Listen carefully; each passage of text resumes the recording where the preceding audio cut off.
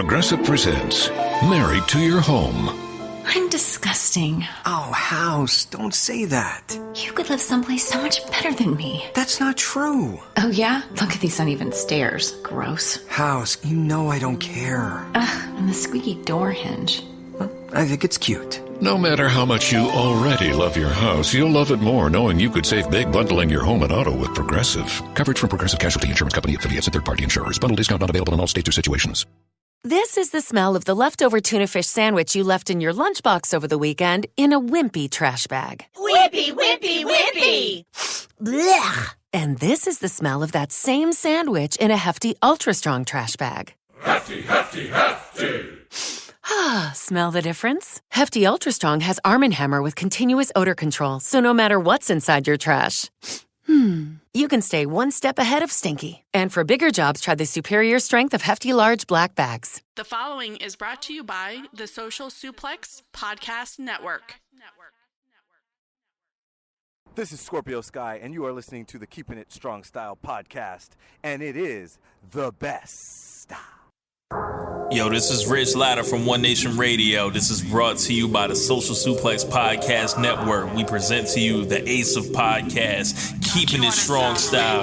Let's go. It's the Ace of Podcasts, Keepin It Strong Style. Covering New Japan, they ready to hold it down. Jeremy Donovan and the young boy Josh. Come and hit a job out and bury all the frauds. From the Tokyo Dome over to the G1. Social Suplex is the network where we can get it done. I'ma chill and let them have it, cause this is just an intro. Keeping the strong style, 6 stars from the get-go, boy. Yeah, from Tampa Bay to the Tokyo Dome, this is Keeping It Strong Style with your hosts, Jeremy Donovan and the young boy Joshua Smith. And thank you for listening. Welcome to Keeping It Strong Style, the ace of podcasts on the Social Suplex Podcast Network. Jeremy Donovan here with the young boy Josh Smith. On today's show, we'll preview the beginning of the Burning Spirit Tour and cover all this news in the world of New Japan Pro Wrestling. You can support our show by subscribing and following the Social Suplex Podcast Network or Keeping It Strong Style on the podcast app of your choice and leaving a rating and review.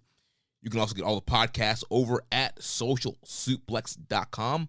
Check out our Pro Wrestling Tees store, prowrestlingtees.com/social suplex. That's where you can get your official Keeping It Strong Style t-shirt. If you enjoy this podcast, please consider making a one-time or monthly donation by visiting socialsuplex.com/donate and clicking the donate button under the Keeping It Strong Style logo. This week's episode is brought to you by the NJPW EXT, the only browser extension for NJPWWorld.com with features like dark mode, improved translations and layouts, custom and shared playlists, synchronized viewing parties, and much, much more. It will take NJPW World to the next level. You can visit njpwext.us today for details. Young boy, how you doing with this little break from New Japan action that we've had? I don't take breaks, my good sir. Okay, I've been watching New Japan every single day, putting in the work, putting in the time, putting in the effort. You haven't been watching, 1970s, 1980s New Japan Pro Wrestling? Like, what are you doing? No. Why do you have this podcast? I have not been watching any Inoki, any Billy Robinson, Tiger Mask. You need to enrich yourself, sir. Okay. Now, I hate to do this, but I'm gonna have to give you some homework. So instead of just recommend a match of the week, I'm gonna give you recommended matches of the week. I'm gonna give you a feud, a whole series spanning a decade. Okay, and so good luck watching all those Fujinami versus Choshu matches. It's gonna be good for you. Are you gonna give me recommended decade? Yeah, 1970. No, just a year. I'll give you a yearbook. Just 1975. It'll just be you watching a bunch of Inoki, Andre matches and a bunch of Inoki, freaking mixed style rules matches. It'll be really good for you. It's not a joke. You know what? Since we're on the subject, people sleep on how good Andre the Giant was in the 70s. Did I ever make you watch any 70s Andre? I mean, I'm sure you have. I don't know. You would remember, bro, because he moves like a cat. Incredible. The only thing I remember is just that it's not a choke. The Killer Khan match. Yeah. That one's good. It's not as good as the Hansen match is better. Those are both really good. But I think you have made me watch a Hansen match because I feel like I remember Hansen hitting him with a lariat like over the top rope or something. He goes through the ropes. Yeah. It's incredible. That match is one of the best 80s New Japan matches, even though it's a fuck finish. But surprise.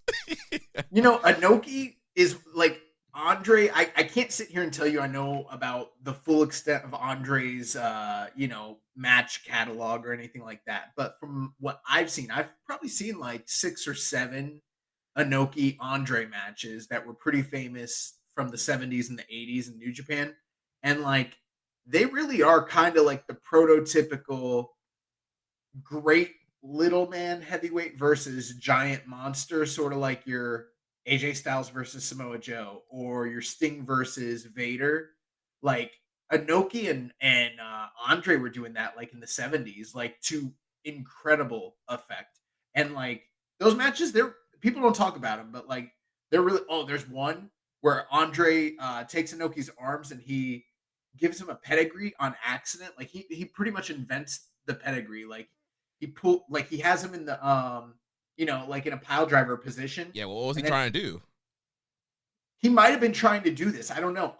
Andre the Giant invented a lot of moves. Like he invented the tombstone pile driver. He invented essentially here he invented the pedigree. Maybe if we weren't so scared of New Japan taking down gifts, I would share the GIF, but I don't want our entire platform to get like canceled because we shared one GIF from 1976. So I don't know. Yeah, can't make any risk out here with the gifts. Yeah, I'll send it to you privately, but like he has him in the position like he's gonna give him a pile driver, and then instead of underhooking the arms, he grabs the wrists and lifts his arms straight up in the air, and then he just goes down to his knees and just like literally bows this man's head into the mat. And like it's not like that looked devastating. No, it's actually like it's a wonder that his neck didn't break. Like those All Japan 90s head drops have nothing on this bump. Like this man's neck and chin and whole soul goes into the mat. It's pretty crazy. Dude, that reminds me of a time when I was backyard wrestling in the ring. Local dude here, he decided he wanted to give me a pedigree. And I'm like, this can't go wrong. And dude, he like drilled me into the mat, didn't protect me at all going down. I had like the worst headache after that. Bro, you're lucky you didn't get like paralyzed or end up with CTE or something like. Dude, I'm lucky I haven't ended up with a lot of injuries from backyard wrestling. Do you remember when Triple H first did the pedigree in WWF, and he did a version of it where he kept his hands interlocked, like an S grip, and he never let go. And he started like planting people's heads into the ground, and they had to change the way he did the move, where he had to let go and let them take the front face bump, because otherwise, like there's one dude, I forget the names. Was it Sal something? Oh, was it? No, I'm thinking about the ROH Sal Renaro. Sal Sincere, I think, something like that. I don't know. The guy's, it's a pretty famous video, but the guy's wearing pink and white tights, and he just literally just plows this guy's head into the mat. Like, I don't know. It's horrible. Yeah, essentially he's doing like a J driller pretty much, except not really protecting them. It's worse than a J driller. Yeah. But yeah, as far as the break goes, you know what? It has actually afforded me a little bit of opportunity to catch up on some of the other, while the G1's been going on, check out a couple matches that have been taking place. I got to see the Dragon Rojo Robbie Eagles match. I got to see Doki versus El Lindemann from Glate for the G-Rex title. The links for both of those matches I shared on our Twitter. So if you guys want to check those out, they're available for free on YouTube. So I got to check those out. Still waiting to see the Ospreay matches. And I'm hearing great things about that Cybernetico from the Grand Prix. in CMLL. It Like, I stinks. heard that match is It incredible. looks like they put it up, but it's only available to Japanese users. Yeah, but I figured out how CMLL does it. They do so every Saturday, the Friday night Arena Mexico show from 3 weeks prior airs for free on YouTube. So you can see them all in Spanish language, like the original broadcast, but they're all on delay, which I don't think they used to delay them that much. But yeah, I felt like it used to be pretty quick, like maybe like a week delay, maybe. sometimes I felt like you could watch. I think you used to be able to watch the Arena Mexico shows on Friday nights live and then catch the replay a week later. I don't know. Yeah. But yeah, so I've had a little bit of time to do that. It's been a nice little reprieve to not be, having to watch G1 all the time. So yeah, seriously, this September schedule is very, very nice going forward. Yeah, G1 was definitely a very intense month to get through. And speaking of G1, we did have a question here from Yankee 913. Did y'all post the G1 pick'em results? And no, that's all Jeremy. No, I have not posted them yet. I'm working. Do you even know who won? Not yet. I'm working on it. I got a little behind being out on the mini honeymoon and the wedding and all that stuff. But I only have like a few more nights to calculate, and hopefully by next week's recording, I'll be able to announce the winner for that. Bro, 2018 Jeremy Donovan is looking into the future. He's pissed at you. This would never happen if 2018 Jeremy Donovan was here. The guy had so much enthusiasm for this show, so much gusto, He was bragging about how great the World Tag League was. Speaking of World Tag League, I'm like looking at some of these teams that could potentially be in it, and I'm like, it could be lit, but it's not going to be. Come on, I'm like, it could be it could be fun. The best World Tag League that we have ever covered, I think, is the first year that we did it. Yeah, probably. Because I don't know, since then they've just gotten decidedly worse and worse every year, it feels like. Well, think about it. We can get Aussie Open, yeah, West Coast Wrecking Crew. We're not getting FTR. Yeah, I highly doubt that. The Bucks. Yeah. Yeah, Young Bucks, yeah. Let's be those guys. Let's just call every AEW tag team Lucha Bros. Lucha Bros, Death Triangle, House of Black, Matt Hardy Family Office, the Nightmare Collective. They're the Andrade Family Office now. Nah, you're messing up the bit. I'm just saying old shit that doesn't exist anymore. Joey the Rhodes Brothers, Joey Janela and Sonny Kiss. Yeah. So I don't know. Maybe we can get the Trust Busters. Get Slim J in Japan. Hell no, bro. The Trust Busters. I feel like what was the Workhorsemen? Wasn't that the group? That's JD Drake and Anthony Henry, who are on Strong this week. Okay, what's the group that they are in AEW? JD Drake's in the Wingmen, but I think he left the Wingmen officially. It's only Workhorsemen.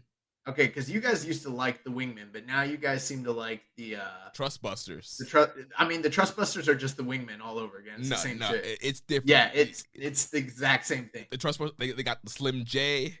They got 205 legend Arya Davari. They got Parker Boudreaux, the next Brock Lesnar. Right. Sonny Kiss. They got a new Butler on Dark this week. How's that different? I don't understand. Because Wingman, it was JD Drake, it was Ryan Nemeth, Peter Avalon, Cesar Bononi. Yeah. Completely different makeup, different group. Four fucking Jags that didn't belong together. It's the exact same shit. Didn't they have Peter Avalon and the librarian hanging around a little bit too? And now these guys have a butler. It's the same thing. It's different. Okay. Oh man. But this is last day of August, or I guess when you're listening to this, it'll be the last day of August. So we got to name our. There are no more August dates for New Japan. You know what's one thing that's weird? There was a show the day after the G1, and it was outdoors, and I don't know anything about it, but I know it happened. like for sure, because I saw pictures of it on Twitter, and in one of the tag team matches, Tanahashi was going up against Taguchi, and there's a picture of Taguchi pulling his trousers down, exposing the red, underwear, and then Tanahashi has his trousers down, and he's reversed the roll up, and he's sitting with his trousers down and his underwear exposed on Taguchi's face. And this happened the day after the G1. It's it looked sort of like a family event, like maybe like a low key like exhibition type of thing. But there's no record of it on Cage Match. There's no mention of it on New Japan, NJPW1972.com. But like, this thing happened. I know it happened. I've seen the pictures. I know it happened because I think I saw some account post about it, and I almost had a mini heart attack. So I'm like, oh no. Yeah, because I was like, we missed a show. I was like, I don't want to watch that.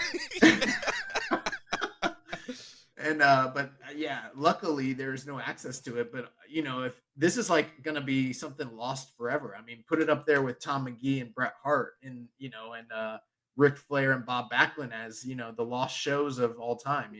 Yeah, put it up there with what 04 Best of Super Juniors, whatever year we couldn't find. No, we found all that. But wasn't there one that we were still missing, or did we get all of them? We got all of them. Okay.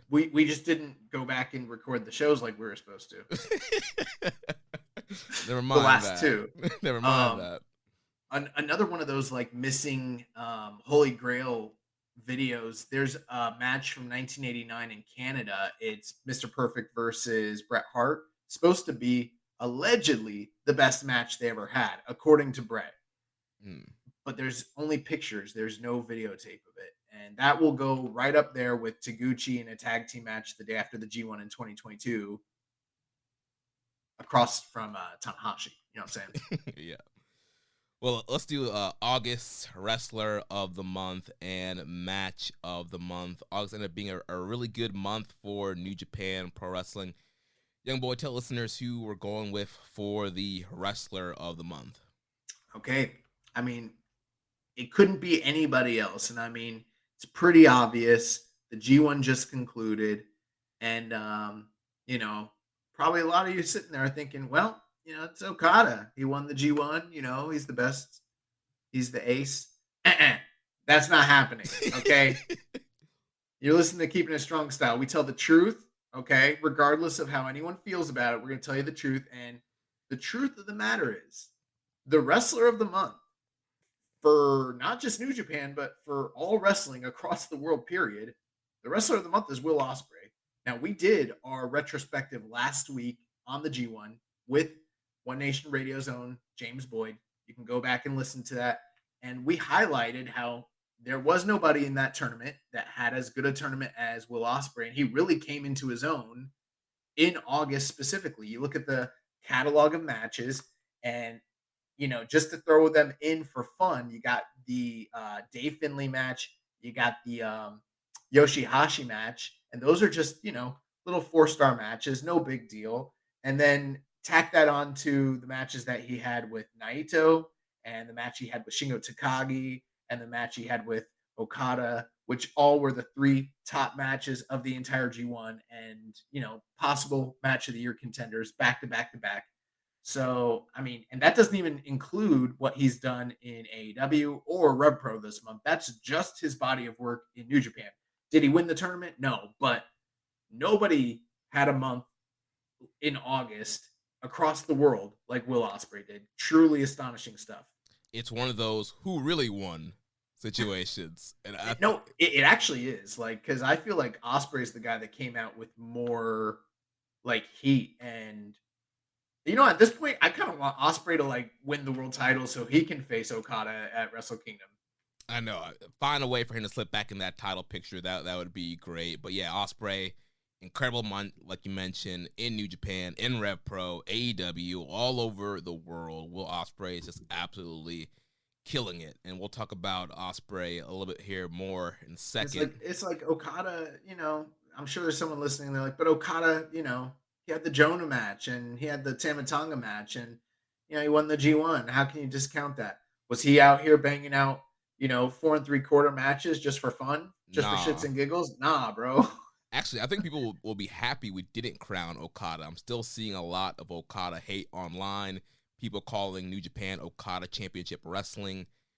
Hey, let's not go overboard here. I mean, Okada is one of the greatest of all time. So, but it wasn't his month. Yeah. So, speaking of Ospreay and Okada, the August match of the month is going to be the G1 Climax 32 finals between Will Ospreay and Kazuchika Okada. Obviously, we already reviewed that match a couple weeks ago and kind of gave our breakdown and thoughts about that. But, it was an incredible matchup. 5 stars from Uncle Dave, 5 from me, 5 from a lot of people. Just absolutely incredible matchup. Another great chapter in the rivalry between Ospreay and Okada, and it was head and shoulders the blowaway match of the month. I guess maybe you could say maybe the Naito match of Ospreay could have been a competitor, but I just felt like Ospreay and Okada was just the premier match of the month. Yeah, I don't think it was tough. There were, like I mentioned, in New Japan this month alone, the Naito Ospreay match, the Ospreay Shingo match, and the Ospreay Okada match, they all happen in the same month, and those are 3 top tier, match of the month contenders, and even possibly match of the year contenders, depending on your take. So, but I think by and large, across the board, almost unanimously, most people prefer the G1 finals, which that's a testament not only to those 2 guys, but also just the stage itself. I mean, we've had about 2 years now where the G1 finals haven't lived up to the reputation that match and that stage really kind of carry with it. And so it's kind of nice to see things return back to form where it's like, okay, G1 finals, 2 of the best in the world, match of the year contender, dome season, here we go. Yeah, it was awesome. So we're going to do a little bit of break in format here. We're actually going to go next into recommended match of the week, mainly because it involves Will Ospreay, and there's a lot to talk about him I feel on the top of the show here. So we'll talk about recommended match of the week, excursion match of the week to kick off here. Normally it's towards the end of the show, but we're going to give a little love this week since it's surrounding a very talkable subject in Will Ospreay and Kenny Omega. I just want to set the stage. Let me ask you, Jeremy, because I'm not really clear on this. Is Ospreay your favorite guy in New Japan right now, or in general? Like, how on the level of like markdom, where would you kind of catalog yourself in terms of Ospreay fandom? Right now, I think I would say Ospreay and Shingo are my 1A and 1B in New Japan right now. Gotcha. So that's pretty high. For me, I'm sort of like this. I think Ospreay, as far as a performer, he's like can't miss, and I get hyped anytime I see him. But he's not like my guy. Like, I don't claim him the way I claim Tanahashi or Doki, is what I'm saying. Is it because of New Orleans? A part of it, yeah. He told me to fuck off, mate.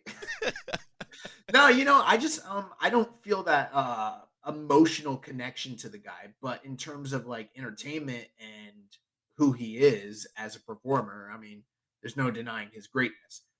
So I say that to say this. I've never really considered our show to be, like an Ospreay like smarkdom. I don't know what I'm trying to say here. Like, I've never thought that we stand for the guy. We're not like super fanboys. Yeah, we're not like super fanboys of Ospreay, but like you mentioned, we're about to talk about 2 matches that involve him, and there's a lot of he's kind of in the zeitgeist right now with everything that's happened in the Twitter world and him breaking people's brains and everything that went on with AEW and yada yada yada. So I just kind of want to set the stage. Like let's not get it twisted. We're not here to freaking stand for this guy, but we're also not going to lie to you and pretend like he isn't one of the best. Yeah, keeping a strong style, no cap zone. the no cap zone. Oh my god.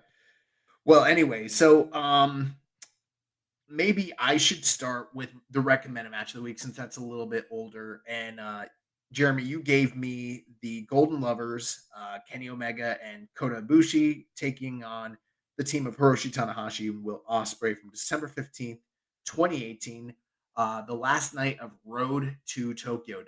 And this would set the stage for Wrestle Kingdom, I believe, 13, right? Yes. Okay. So, rewatching this match, it was kind of like, this is a match that really lives in my memories. Obviously, I think it's quite frankly one of the all-time greatest tag matches that's happened anywhere, but especially in the pantheon of like New Japan matches. But it's interesting because like we knew about AEW sort of at the time. We knew that was happening, and there was questions about Kenny Omega. But in my thinking, first off, I wasn't convinced that Kenny was leaving for a lot of reasons. And number two, I never thought that we would not see the Golden Lovers ever tag again. Like there was nothing in my thinking and mindset where I was like, this is the final match of the Golden Lovers. But now like we're like 4 or 5 years down the road and it's like, damn, this might actually be the final Golden Lovers like match of all time. That's crazy to think about. Yeah. And there's a lot of gravity to that. And then also with like the idea that like Tanahashi's going on his last big run, but he's probably about to drop the belt to Jay White and he's going to be done in the main event scene. Omega's going away, and then you've kind of got Ibushi and Ospreay in this match, and they're poised to be the next guys. But especially Ospreay from the Gaijin standpoint, like there is a sort of passing of the torch element to this match when it comes to Kenny and Ospreay.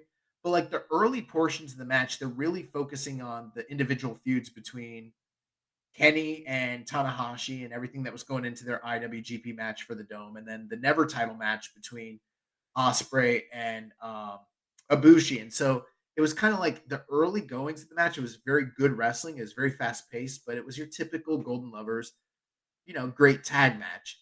And it sort of followed the formula that you expect from New Japan in these sorts of situations. And then you get like, I don't know, 15, 16, 17 minutes into it. And then suddenly Tanahashi's getting thrown out. And then you're winding up with this double team of the Golden Lovers on Ospreay, and Ospreay having to use all of his like high flying and technical acumen to combat one of the greatest tag teams in pro wrestling history. And it becomes this flash fest where it's like they're doing incredible stuff. And I know I always love this match, but I just hadn't rewatched it since it occurred, and seeing it again, it really like blew my mind. The other thing too is like at the time we were highly critical of Tanahashi in this match. We really felt like he took a night off. And let me tell you, 2018, December 2018, Tanahashi was working a lot harder than the modern Tanahashi does. And we were watching this thinking like, bro, he's looking kind of stiff. He's not moving right. I don't know. Like he's definitely like looking a little banged up. I hope he'll be okay come Wrestle Kingdom time. Bro, if we saw this Tanahashi show up on a night in, night out basis, we'd be like, Ace still got it. Bro, we did not give him the credit that he was deserving, but I think that that's just kind of a sign of the slow decline that's still kind of occurring with him. But bro, the aerial stuff, I know that Ospreay is incredible right now, and I mean, I think the style he's doing is more suited to a top end player when it comes to main eventing in a wrestling company. But bro, the stuff he was doing in 2018 that he doesn't do anymore, that he was doing in this match, it's otherworldly. It's like it's so fucking crazy. And then all the stuff that like Ibushi and Kenny did at the time. I'll tell you this. I am of the opinion, and I've never said this before, I don't believe, but just rewatching this and kind of going back through my mind, I couldn't tell you that I think that the Golden Lovers are the greatest tag team of all time. Because by any metric, I don't think they are. I think they're probably in the conversation of discussion, but I don't think they're a serious contender for a lot of reasons. But I think they might be the best tag team I've ever seen work together. Like match for match, talent for talent, like head to head. I don't think I'd give the edge to any tag team that I've ever seen. And rewatching this like really re-solidifies that in my mind. It's like, damn, this is only coming along like once ever. And I don't know when we're ever going to see something like what these guys did for all those years in DDT and then the reunion, all those years later. Like, it's pretty special. But 5 stars, bro. This match is a 5-star legendary. I might not have gone 5 stars at the time, but rewatching it, like, it's incredible. You need to see this match, especially considering where we are now with everything that's happened between these 4 guys and the landscape of wrestling.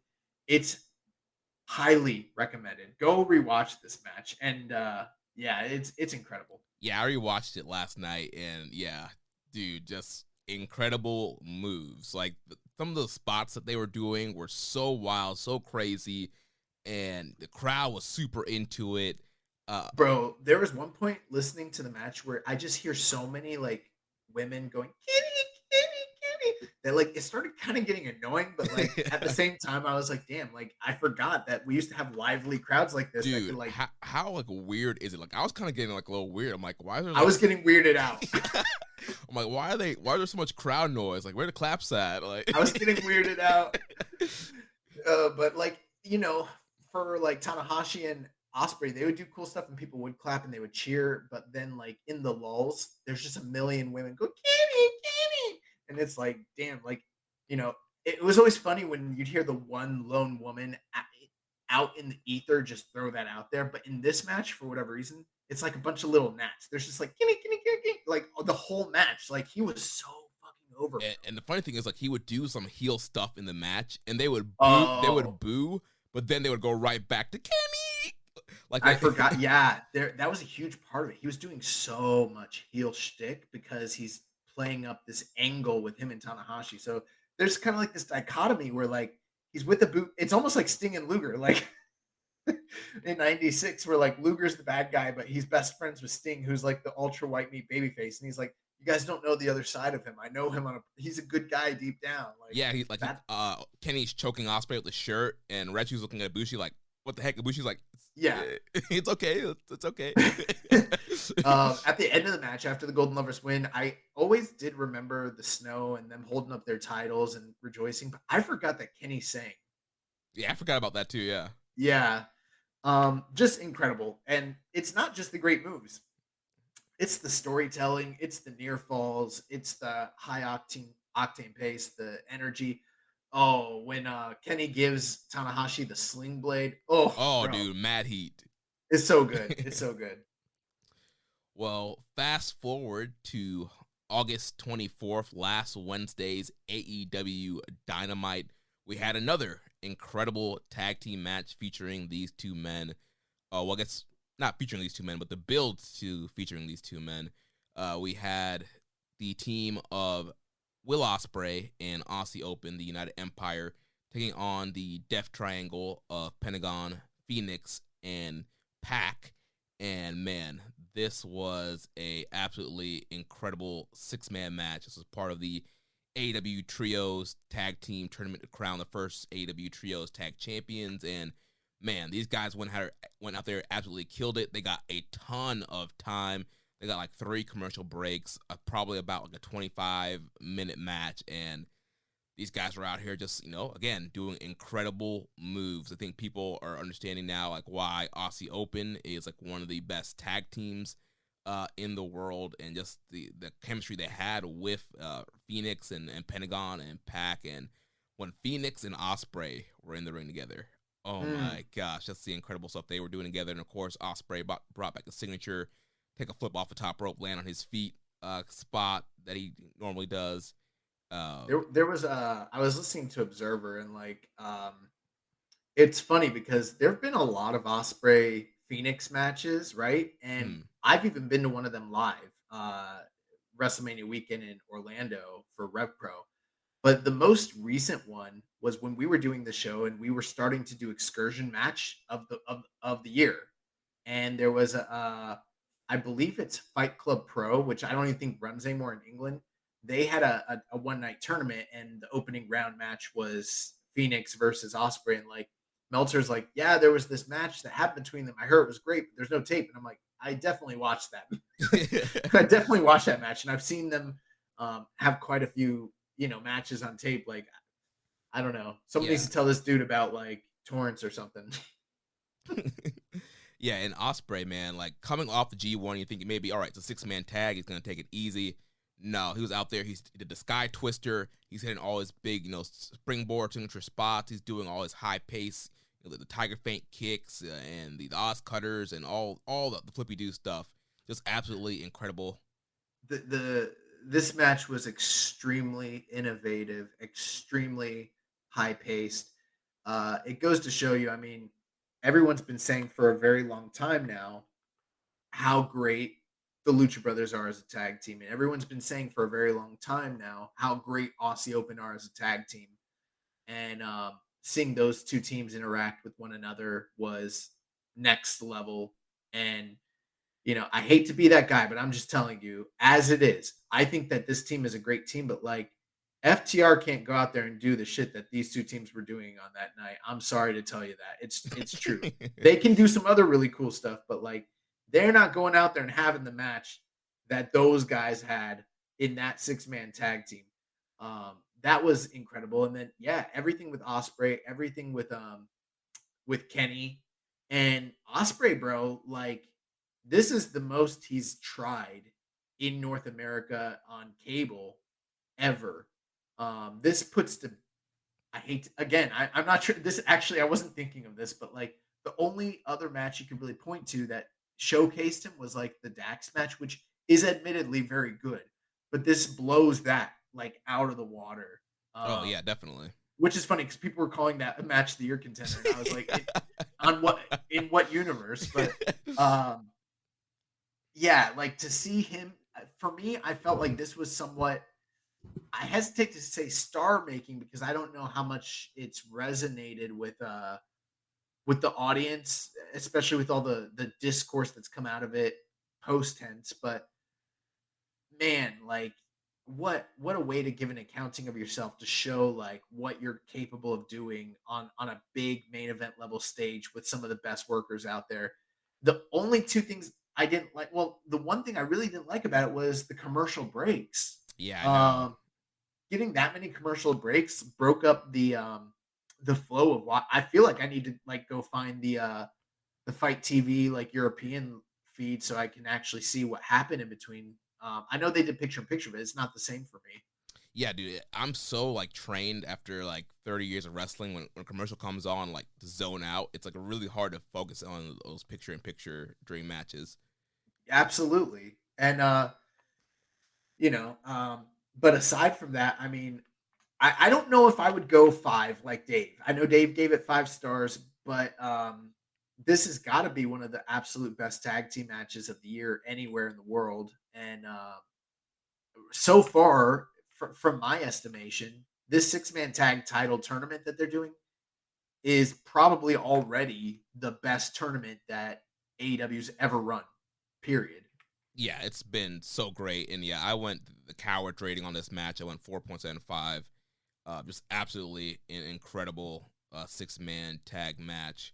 But we're getting to a point, Jeremy, where Excursion Match of the Year is supposed to highlight the best matches from talent from New Japan outside of the company. And there are quite a few contenders, but a lot of them have Will Ospreay's name on them. We're going to have a discussion like, we can't have 8 Will Ospreay match. Like, we're probably going to have to pick.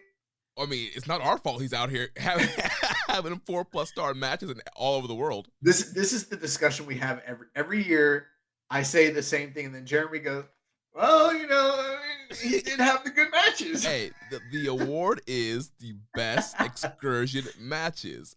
It's not our fault that Will Ospreay is going around the world, Japan, UK, America, all over, and having 4 stars matches plus.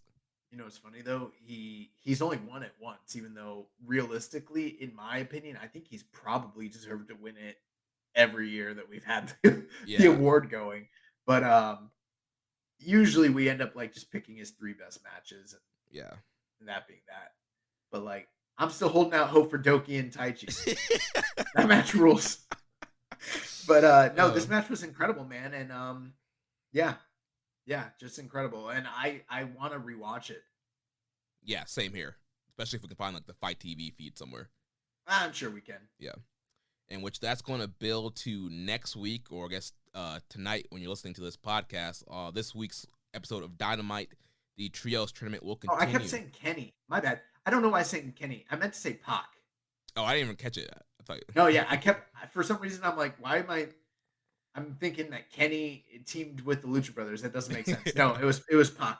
Oh, and then there's another layer there too, is like the stuff with the last time that those two guys wrestled, Pac and Ospreay, was in your call in Rev Pro, where they wrestled to a 30-minute draw, and a pretty great match, but one that was kind of sullied by the convoluted booking, because at the time Pac was an AEW/Dragon Gate guy, and he was the champion. He wasn't doing jobs, and Ospreay was the never champion from New Japan, and he couldn't job, so they had to do the fuck finish. Yeah, which they did bring it up on the promo on Dynamite. They were like, yeah, last time we faced, it was that 30-minute draw, so kind of dropping some breadcrumbs that we might get a singles match. They also had Aussie Open show up with the never open tag team, or the NJPW Strong Openweight tag team titles, but no one made mention of what they were. So that's cool. But yeah, Ospreay at the time was. Oh wait, Ospreay had already dropped the Red Pro title, right? Right, he's just a U.S. champ. So he showed up with the U.S. title, and then Pac had the All Atlantic title. So a lot of gold, a lot of champions, and it feels like there's money down the line in a potential match with Pac and Ospreay. Yeah, there might be money, this coming Sunday, depending on what happens in this trios match coming up this week, where we have Ospreay. Yes, I haven't even thought of that.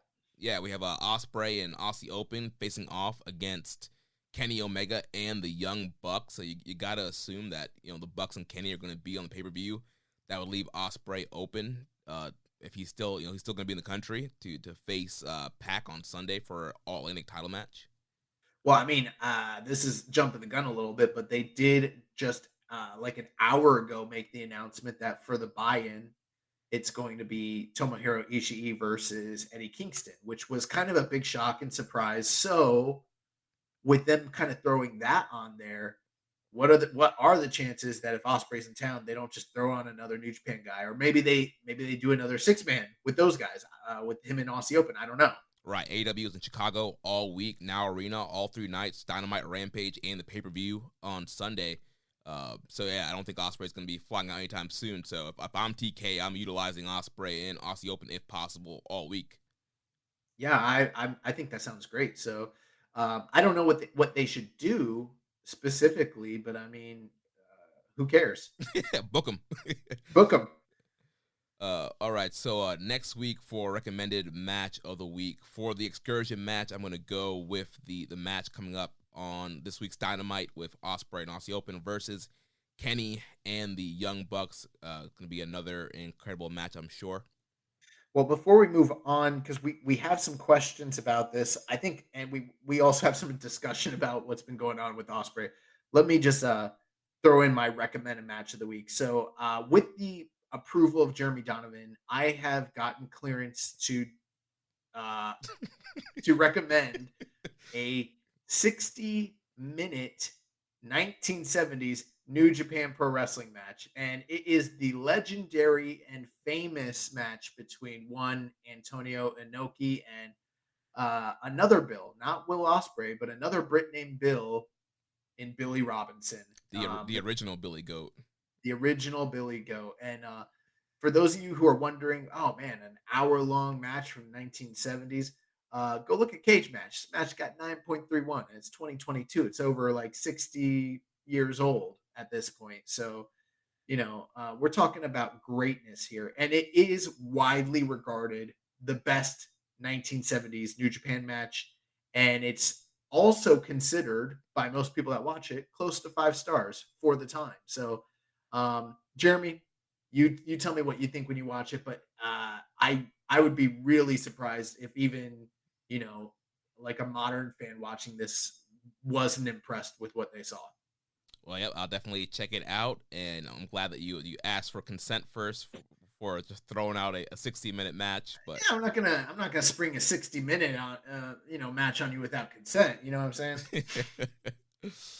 All right, let's go back to continuing talking about Will Ospreay and then Kenny Omega. So like we mentioned on Dynamite this week, it will be Will Ospreay in Aussie Open versus the Elite Kenny Omega and the Young Bucks. We had a couple questions here. First, from Les Commission 7252, would it be preposterous if Will Ospreay doesn't get the award of Wrestler of the Year? Will Ospreay is not going to win Wrestler of the Year. Well, I guess it depends which Wrestler of the Year awards he's talking about. Yes, that's exactly the fact. If we are talking about the famous Observer Newsletter Awards, which I think is what most people like pretty much talk about, or even like the PWI Awards, he's not winning Wrestler of the Year, which is that award that not only takes into consideration in-ring greatness and great matches, but it also takes into consideration promos, business, feuds, programs, everything, top title runs typically, did they carry the company? Were they at the forefront? That's sort of a more holistic award as opposed to just great matches. Now for like the Observer Awards specifically, they have in-ring performer of the year, which is what I think a lot of New Japan fans equate to Wrestler of the Year. And like, I'm pretty sure at this point it's a slam dunk. Nobody's beating Ospreay when it comes to in-ring performer. If anyone else wins that award at this point, they either have to have done an immense level of work between now and like November, or Will Ospreay got robbed. But when it comes to that holistic award, a guy that's at top champion in a top company with the best promos, having great matches with everybody across the world, nobody's beating Jon Moxley at this point, for my money. And there could have been other people, like Roman Reigns could have won that, but he's not working. Okada dropped the belt and hasn't, he's had a good G1, but he just hasn't had the type of year that maybe he seemed to be projected to have earlier this year. That's and Hangman Adam Page hasn't really been utilized the way he seemed to be early in the year. Jericho seemed to kind of be a contender, but for me right now, the only guy that really has a really solid, solidified chance of winning the real quote unquote Wrestler of the Year award is Jon Moxley. Yeah, definitely. If you're going off of that, that Ric Flair Wrestler of the Year, where it's somebody who's been on top of a company, been the champion, strong business, great promos, great in-ring. I think, the all-encompassing definitely would go to Jon Moxley. Like you mentioned, in-ring performer of the year. I think Will Ospreay has it on lock. But when it comes to, let's say, our awards for the Keepin It Strong Style Wrestler of the Year award, which, it's kind of up. It's in the voters' We leave hands. it open-ended. Yeah. So it depends on how you want to vote. If you're a voter who's like, I really value in-ring more, then you're probably voting Will Ospreay. If you're somebody who's like, I'm more of, the person who was on top and who was kind of pushing business and the overall, centerpiece of the company this year, you're probably going to vote for Okada. So it's really up to you. But I would be surprised, I think, if Ospreay doesn't end up winning our Wrestler of the Year award. Looking back at the year New Japan's had, it's too early to call, but I'd be hard pressed to think. It feels like right now it's probably a three-way race between Jay White, Okada, and Will Ospreay. Yeah. Essentially, maybe you could probably throw in outside chances. Tanahashi, Zack Sabre. Maybe. Yeah. Depending. They have a few more months to catch up. Yeah, but I'm just saying, like, if you were like, but I'd be surprised if Ospreay didn't win our awards. Just just kind of judging based on how things have gone in the past. I think he'll probably win our award. I wouldn't be surprised if he wins like Jay Cass award. Right. Another question here from Skywalker 3030. How would you personally book this Omega Ospreay thing from now? Personal take: Omega wins at Wrestle Kingdom. Ospreay beats Omega in the States whenever they can set up a big singles match. All the way around, where everyone wins on their home turf, is boring in my opinion. Plus, Will getting a big win on that level in the States is big for Strong / NJPW brand in the States, whereas I think his big win in Japan should be overcoming Okada to win the title or the G1 sometime next year. Yeah, that's a great point. Now, since we're talking about booking, I think now's a good time to bring up after the show on Wednesday, there was a post-match promo where Kenny and the Bucks came out, Waltz at Osprey's way, talking about how he's had a bunch of, as people are still talking about uh, Omega in Japan, and even though they both lost to Okada, he has beaten Okada in the dome, or not in the dome, but on the big stage in a match that's called the greatest match of all time. And that's something that Osprey's never done, and he never will do because he's not as good as Kenny. And then there were some other insulting throughout. I thought the first half of Omega's promo was great. The second half was a little. It started getting into like juvenile, like childish territory, whereas it was a little too goofy for my taste. Start talking about like diapers and childish behavior, and Kenny's kind of goofball anyway, so I don't know. It's hard for me to take some of that stuff seriously. But what did you think of this? And I mean, how do you see that playing into this match coming up? Yeah, I thought the promo was very entertaining. I think people always want to compare Kenny and Will, and I think that Kenny just showed that he's better on the mic than Will. He's just more charismatic. I felt like he kind of ate Will alive on the mic.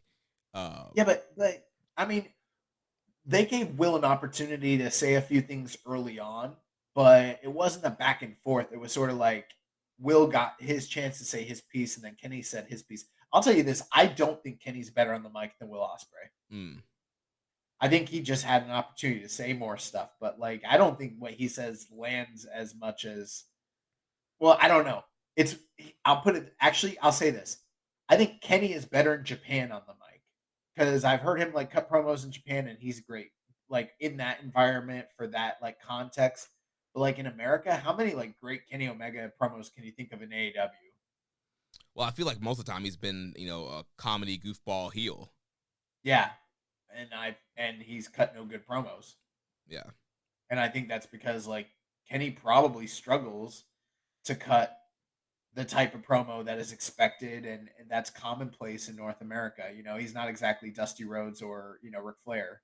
Yeah, I feel like some of the Hangman promos were probably pretty good, but I couldn't exactly name off which specific one. Right. But going back to this question, so I mean, here's how I would book it. I would have Kenny Omega, however it needs to happen. I mean, you can throw in some sort of way to protect Will in this match, but I think at the end of the day, Kenny Omega should one winged angel Ospreay for the 1, 2, 3 in the middle of the ring in this match. And then whatever you need to do between now and January, you build the match, promos, interviews, video packages, the whole works. Maybe some surprise attacks, whatever you want to do. Let's get nasty here. Let's give them the Jericho Omega treatment. You know what I'm saying? Yeah. And then January 4th in the Dome in the semi-main event, you have Omega Ospreay for the title, and Omega beats him again. Ooh. Just like Skywalker said. And here's why: because at this point, when did Ospreay win this title? In May? U.S. title? Yeah. Yeah, I think it was May, yeah. I don't know. Well, maybe it was June, July, but it wasn't that long ago. And I mean, by the time he gets to January, a lot of time with him as champion is going to have elapsed. I feel like the freshest thing you could do is have Kenny win the title. At that point, you could even have Kenny go back to AEW with the belt and give him not quite the Moxley treatment. I'm not saying he needs to be defending it weekly against like, New Japan dads the way Mox did, but maybe do something kind of similar to what he did with the AAA title or what he did with the Impact title when he was champion. Defend against a couple of viable challengers on television in AEW to keep the profile of the title up.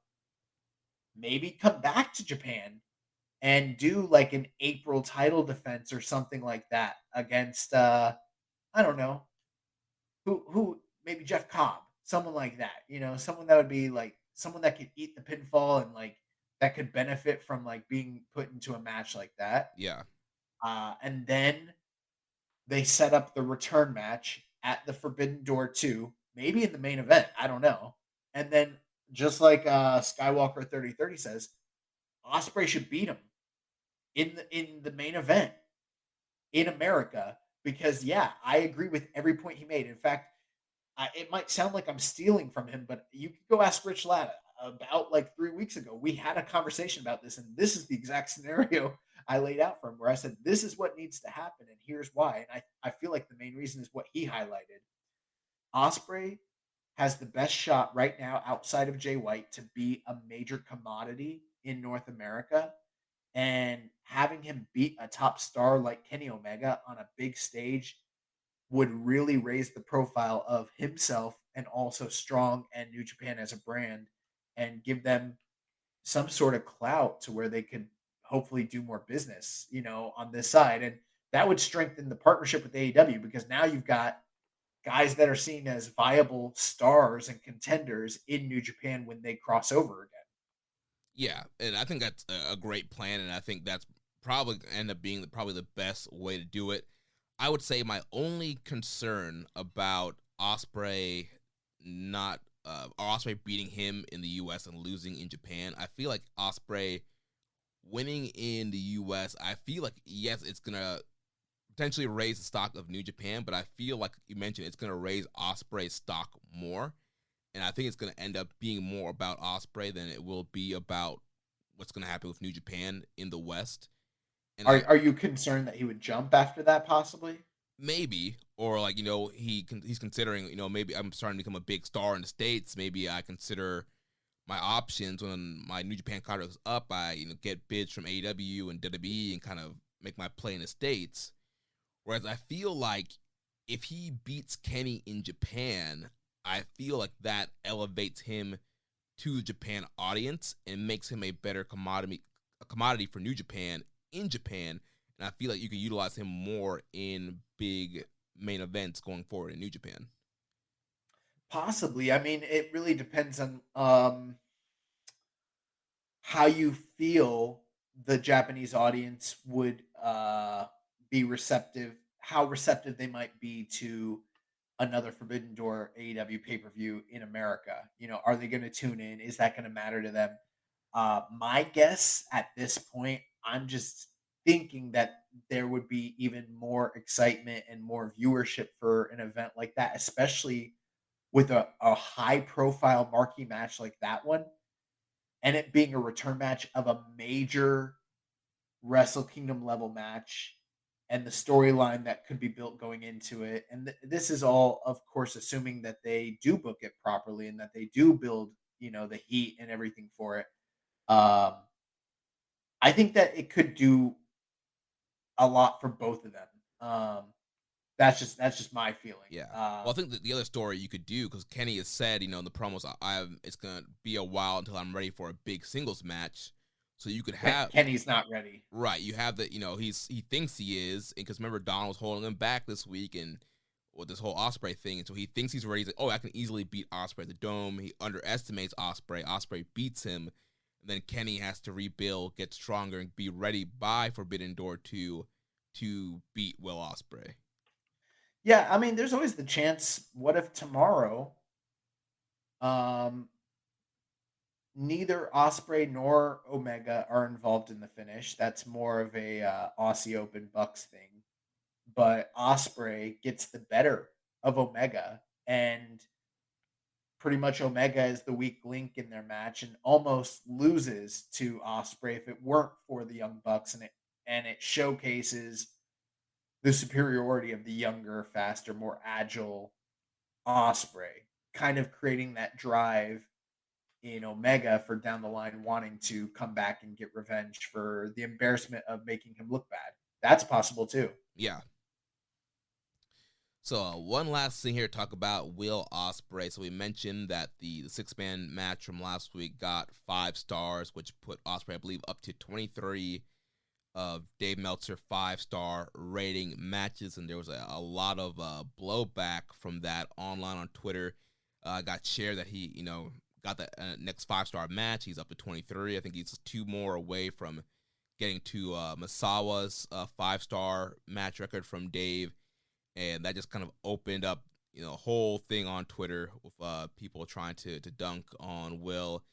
Kevin Nash had a quote retweeted into, how much money did he draw? And of course, Kenny had a funny comment on that as well. And so it was like, what do his merch sales look like? And, yeah. And Omega said something about like justifiably putrid or something like that. Yeah. So then that opened up this whole discussion of, the whole Al Snow thing is a good wrestler, the one who draws, or a good match, the one that draws, and this whole debate of like, well, is Ospreay actually a good wrestler? Does he actually draw? Is he making money? This whole back and forth debate. Jeremy, we've been asked this question on the show before. What would you rather have, a match that is incredible in the ring solely with no build, no nothing, just that? Or would you rather have a match that has an incredible storyline and incredible build, but is just okay in the ring? And we've always been like, why do we have to choose between those two things? Why can't we have both? Why can't we have both? But, typically, the draw of a match has a lot to do with that second part, has to do with the build, the characters, the storyline, the feud, the hate, the whatever it is, the justification of why people want to see these two people wrestle. Because at the end of the day, a wrestling show is about wrestling matches, and the ones that draw are the ones that people are interested in. And so, there is some validity to the idea of when a match does business, it does business based off of fan interest in and hype and speculation based on that second part. And you know what? It can even be based in the first part. Look at look at Edge, Christian, the Hardy Boys, and all that. You have a match that wows people, and then the second time they do it, TLC 2, it's like, oh my God, they're gonna wrestle again. And so sometimes it's even based off of that sort of stuff as well. I feel like there are two camps out there. There's the fans that hate the idea that looking at business metrics, which admittedly is probably one of the most boring and mundane aspects of kind of like grading the quality of art or grading the quality of a match, or even the greatness of an individual performance.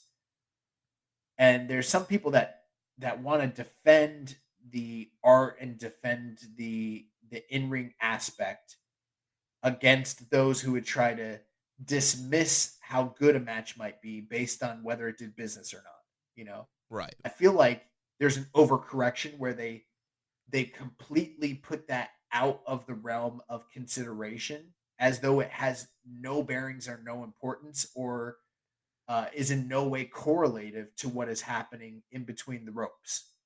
And then there's this other camp who don't care about what happens in the ring. They just care about the business when it comes to solidifying things. And oftentimes that would be your, and I hate to say it this way, but like your diehard WWE fans who don't want to watch any other wrestling or admit that there is anything else that's going on outside of their viewing bubble. Right. It's also the old timer guys like a Kevin Nash and old timer wrestling. Yeah, the old timers as well, like Kevin Nash and the old guard, who don't want to admit that the up and coming talent that's out there, or even like your Jim Cornettes, guys like that, who don't want to admit what these guys are doing is better. So they try to rest on the laurels of what they accomplished from from a financial standpoint to dismiss what's going on. For me, the reality is the truth is somewhere in the middle, and there is no, how you and I are always like, why do we have to choose? That is the real answer. The real answer is you really can't have one without the other, because for instance, I've seen a CM Punk versus Bryan Danielson match that happened in Florida back in like 2006, 2007, something like that, maybe 4. And there's like 8 people in the ring. or in the audience. They're literally having a pandemic level like empty arena match, and it's incredible. The art, the wrestling itself is incredible, Right. but nobody saw it, and they probably didn't make any money whatsoever. And it's like I can't really compare that to like from a move standpoint, that might have even been a better match than say like Davy Boy and Bulldog. But Davy Boy and Bulldog drew like legit like 80,000 people. And it's like this all-time classic thing where, this incredible carry job by Brett and the story and the family and, Martha and yada, yada, yada. And like all that stuff matters because in wrestling, like it's not just, the performance art and the business, there's a melding of those two things together. Um, I feel like it's impossible to, have one without the other. You know what I'm saying? Yeah, but I think it's kind of bad faith though to try to knock down a great wrestler by questioning their merch sales or their drawing ability. I mean, absolutely. You can look at a ton of different industries. You look at movies. I know you're not a big fan of Fast and Furious, but they make a ton of money, but would they're horrible movies. They're objectively really bad movies. I mean, I enjoy them, but I know no, they're fun. They're fun, but they're not good movies. Yeah. And you can look at restaurants. Look at McDonald's. They make millions of dollars, but is that like the greatest food, tasting food in the world? Maybe after 2 a.m., but it's not your quality food, and so I think it's bad faith to want to try to qualify a great wrestler. Oh, if they don't have X amount of merch sales or they haven't drawn X amount of pay-per-view buys, and they're not a great wrestler. Yeah, I 100% do agree with that, and that's why I think it's important. I think that is the catalyst of the overcorrection that I'm talking about, where because people feel the way you're talking about, that it's unfair to dismiss somebody based off of a metric that maybe they don't have as much control over as someone else. Like has Will Ospreay been given the opportunities that Roman Reigns has just because of his family connections or based on the company he works on or based on his, physical appearance or handsome, looks? No. Does that make him any less or even a lesser performer because he hasn't done the business that Roman Reigns hasn't? No. Like he's a much better wrestler in every sense of the word than Roman Reigns is. Yeah. You know what I mean? And speaking to the controversy of the 23 star, let's just say it. Star ratings themselves are I know we always joke, we say, ratings, takes, and opinions are not a game, but they are an opinion. Dave, if you listen to Dave, it's funny how many people criticize him and don't even listen to him. Dave on his radio shows never took a recommendation device so people know what to watch. You broke up there. Say that one more time. I was saying that he uses them as a recommendation device in his newsletter, and he just posts what he thinks the quality of the match is so people will kind of have a guide to know whether they should watch it or not, how good it is based on his opinion. It's not the end all or be all of anything. But if we want to get technical about it and you want to look at the body of work that Will Ospreay has, the truth of the matter is on tape in this era, he might have a lot more than 23 5-star quality matches.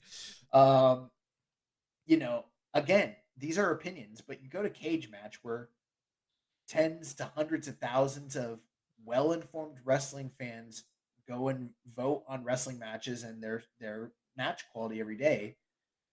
This dude has right now just to kind of give you context, anything over 9 could hypothetically be 5 stars, depending on how you feel about it. Right.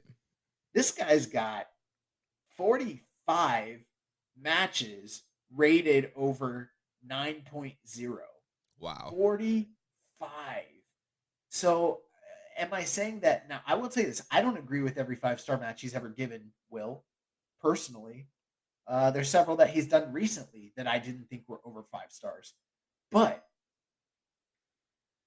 it would be really hard for me to tell you that Will Ospreay is not like a top 5 performer for the decade or for, the last 20 years. Like, he just is. And I mean, is it that much of a stretch that he's had as many great matches as Mizawa or Kobashi, like, or Okada? I don't know, man. Like, he's up there. Yeah, and he's what, only like 30, right? 31, something like that? Like, something like that. He's got plenty more left in the tank. Like, these matches are going to keep happening. Provided he doesn't get injured or break his neck or anything, yeah. Yeah. Well, that's going to wrap it up with our talk on Will Ospreay and the recommended matches. So looking forward to that trios match this week on Dynamite. I really wanted to talk about Burning Spirit, so, I'm kind of upset we spent so much time on Ospreay. All right, so you want to talk about Burning Spirit. Let's talk about the Burning Spirit Tour, which is kicking off this Friday, September 2nd. So we'll run through the upcoming cards before the next recording and maybe give any kind of general thoughts. We don't really feel like these cards needs any kind of long breakdown or predictions. Yeah, so Burning Spirit Night 1, September 2nd. We've got the DKC versus Kosei Fujita matchup between Noga and LA Dojo Lions. Second match of the night, Goto, Yo, and Yoshihashi, along with Oiwa, will take on the House of Torture, Dick Togo, Evil Show, and Yujiro. Third match of the night, 6 or 9, and Jado take on the United Empire team of Francesco Akira, Gideon Gray, and TJP. Fourth match of the night, Bullet Club team of Bad Luck Fale, Chase Owens and Gato take on the United Empire team of Aaron Henare, Great O'Connor, and Jeff Cobb.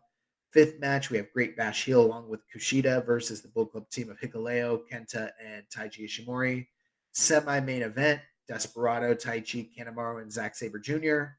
versus the LIJ team of Bushi, Hiromu, Sanada, and Naito. And in your main event, Kazuchika Okada along with Toriano, teaming with Hiroshi Tanahashi, take on TMDK, Bad Dude Tito, Jonah, and Shane Haste. So before we move on, we did have a question here from Zach Tay 8. He says, can you give all of your Lord Gideon Gray hot takes? I don't have a ton of Gideon Gray hot takes. I'm obviously very familiar with Gideon Gray in Rev Pro, manager of the Legion. From what I've seen in my times watching Rev Pro, he's done great work as a heel manager. I think he's going to fit in great with the United Empire and that group and the aesthetic and being a great mouthpiece for these guys. And I know from my, a few times watching Rev Pro that he's always kind of scheming and finessing. So it would be pretty interesting if he, instead of him actually wrestling in these matches, if he debuts an actual wrestling member of the Empire and he just ends up just being the manager.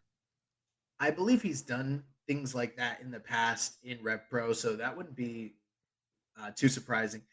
When they announced that they were getting a new member for the United Empire, I was like, why would they need a new member? You think about it. I mean, they've got multiple juniors. They've got multiple heavyweights, 4 guys at this point. Like, what else do they need, essentially? And the one thing that we didn't think of, or at least I didn't, they need a pin eater. They need a Chase Owens. They need a Tamatonga. They need a guy that can come in and elevate Henare. A guy that can come in so Henare is not the bottom of the totem pole. This is actually a good thing for him. And that dude is Gideon Gray. And when you think about Gideon Gray's connection to Rev Pro and Ospreay, and then the connection he has through the Legion to Great O'Con, and then they're kind of retconning the whole thing, saying that he is the masterminds behind United Empire. He's the guy that's been pulling the strings, making the connections with Francesco Akira and everything like that. And he's going to come in and be like a mouthpiece, a focal point as he's the Gato. Right. He's the guy that's going to come in and second these guys and get heat and take pinfalls. Yeah, and if you remember, like when the United Empire first formed, Ospreay did say that there was like some kind of investor or backer in the Empire, like way back when it first started. So I know it does seem kind of retcon, but this kind of fits in with the whole thing Ospreay was saying from the very beginning. Well, maybe I misspoke. Maybe it's not a retcon. I'm not as up on UE lore like you are. I don't, troll the Reddit boards for United Empire lore, Well, I mean, that was what, like Was it last year the Empire formed, or was that 2 years ago now? Was it last year? Like I said, I haven't. I mean, when did you start going on those Reddit like pages? You tell me. No, I'm just playing. So, second night here, we've got Burning Spirit on September 5th, and this is going to be a big one because it's from Cork and Hall, and it is the return of cheering for the first time in literal years. Yeah. In New Japan, we have cheering, and Jeremy, the first match in New Japan where fans are allowed to cheer, we have the King Minoru Suzuki taking on Bad Dude Tito. Yo, you asked me who my guy is in New Japan. I gotta throw up there, Bad Dude Tito. I've been saying for months now, jump on the bandwagon, get behind this dude, and now he's getting this great opportunity here. Cork and Hall, fans will be able to cheer again.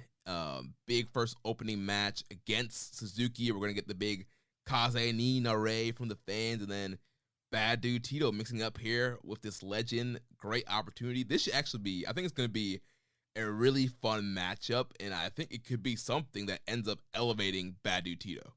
You look at some of the work Bad Dude Tito's done in North America, especially in blood sport and stuff like that, and then the physicality. I mean, I think this is a little bit of an attaboy for the good work he's done in Strong, as well as, on the undercard tags of G1. And surely he's going to take the loss here, but yeah, what a great way to start off. Dude, Minoru Suzuki with the Kaze ni Nare and like coming out in the first match with cheering. You don't think there's any chance Bad Dude Tito pulls an upset?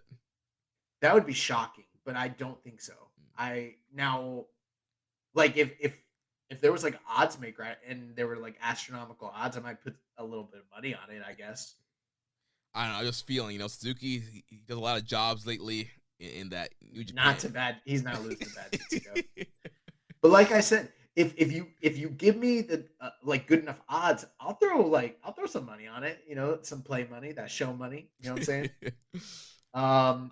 Second match of the night, though, we got Goto, Yano, Yo, and Yoshihashi taking on the House of Torture team, Dictogo, Evil Show, and Yujiro. Third match, Fale, Chase, and Hikuleo take on the United Empire, Gideon Gray, Great O'Connor, and Jeff Cobb. Fourth match of the night, 6 or 9, and the DKC take on United Empire, Hinare, Francesco, Akira, and TJP. Fifth match, Gato and Ishimori taking on Jado and Kushida. Sixth match of the night, ELP and Kenta taking on Bushi and Shingo. Semi-main event, Desperado, Taichi, Zack Sabre Jr. taking on Hiromu, Sonata, and Naito. And then in the main event, Hiroshi Tanahashi and Kazuchika Okada. The Mega Aces will take on the team of TMDK, Jonah and Shane Haste. And then we have one more night, the night following in Cork and Hall. This one will be video on demand only, 8 matches. We have the team of Fujita, Oiwa, and Nakashima taking on the Suzuki-gun team of Suzuki, Taka, and Kanemaru. Second match of the night, Goto, Yo, and Yoshihashi, along with DKC, take on House of Torture, Dick Togo, Evil Show, Show, and Yujiro. And then third match of the night, Fale, Chase Owens, and Hikuleo take on Gideon Gray, Great O'Connor, and Jeff Cobb. Fourth match, 6 or 9, along with Jado, take on the United Empire, Hinare, Akira, and TJP. Fifth match of the night, Gato and Taiji Ishimori taking on Kushida and Hanma. Sixth match of the night, Desperado, Taichi, and ZSJ taking on Bushi, Sonata, and Naito. Semi-main event, Okada, Yano, and Tanahashi taking on Bad Dude Tito, Jonah, and Shane Haste. And then in your main event, ELP and Kenta will face off against Hiromu and Shingo Takagi. So we've got 3 shows coming up between now and next week. And couple interesting things here. It looks like most of the shows are essentially, I don't want to call them quite Road to because it's a little bit more loaded than your typical Road to level shows, but maybe just a smidge grade above that, like a Hinokuni level show where there's a lot of preview tags, a lot of story building. They're clearly leading to a lot of blow-off feuds leading up on this Burning Spirit tour. Yeah, I'll see a lot of big stuff. We have the U.S. title match coming up with Ospreay, David Finlay. You have the Okada and Jonah match coming up, Kushida and Ishimori. They're still building Jay White and Tama Tonga, which will be at Declaration of Power. So lots of stuff being built up here for the last night of Burning Spirit in Kobe and the Declaration of Power coming up in October, which would normally be the King of Pro Wrestling spot. So a couple things that we can just unpack. We don't have to go match by match, but we can go program by program. So it's pretty clear that we've got the Never Openweight Tag Team Champions Goto, Yo, and Yoshihashi. They're facing off in various different matches against House of Torture. We know that their challengers coming up are the former champions, Evil, Show, and Yujiro. So, that looks... It is what it is. It's a Never program. Yeah, and that title match will be happening later on this Burning Spirit tour. So, we're going to have to kind of live with that 3 different times. I don't know. I don't know what to think. You and I, we said we wanted House of Torture in the Never 6-man program. That's what they gave us. So I guess we can't complain. Yeah, beggars can't be choosers, right? We also have Wato and Taguchi teaming up, against Francesco Akira and TJP in multi-man tag matches. So it appears that 6 or 9 are probably going back after their IWGP Junior Heavyweight Tag Team titles again.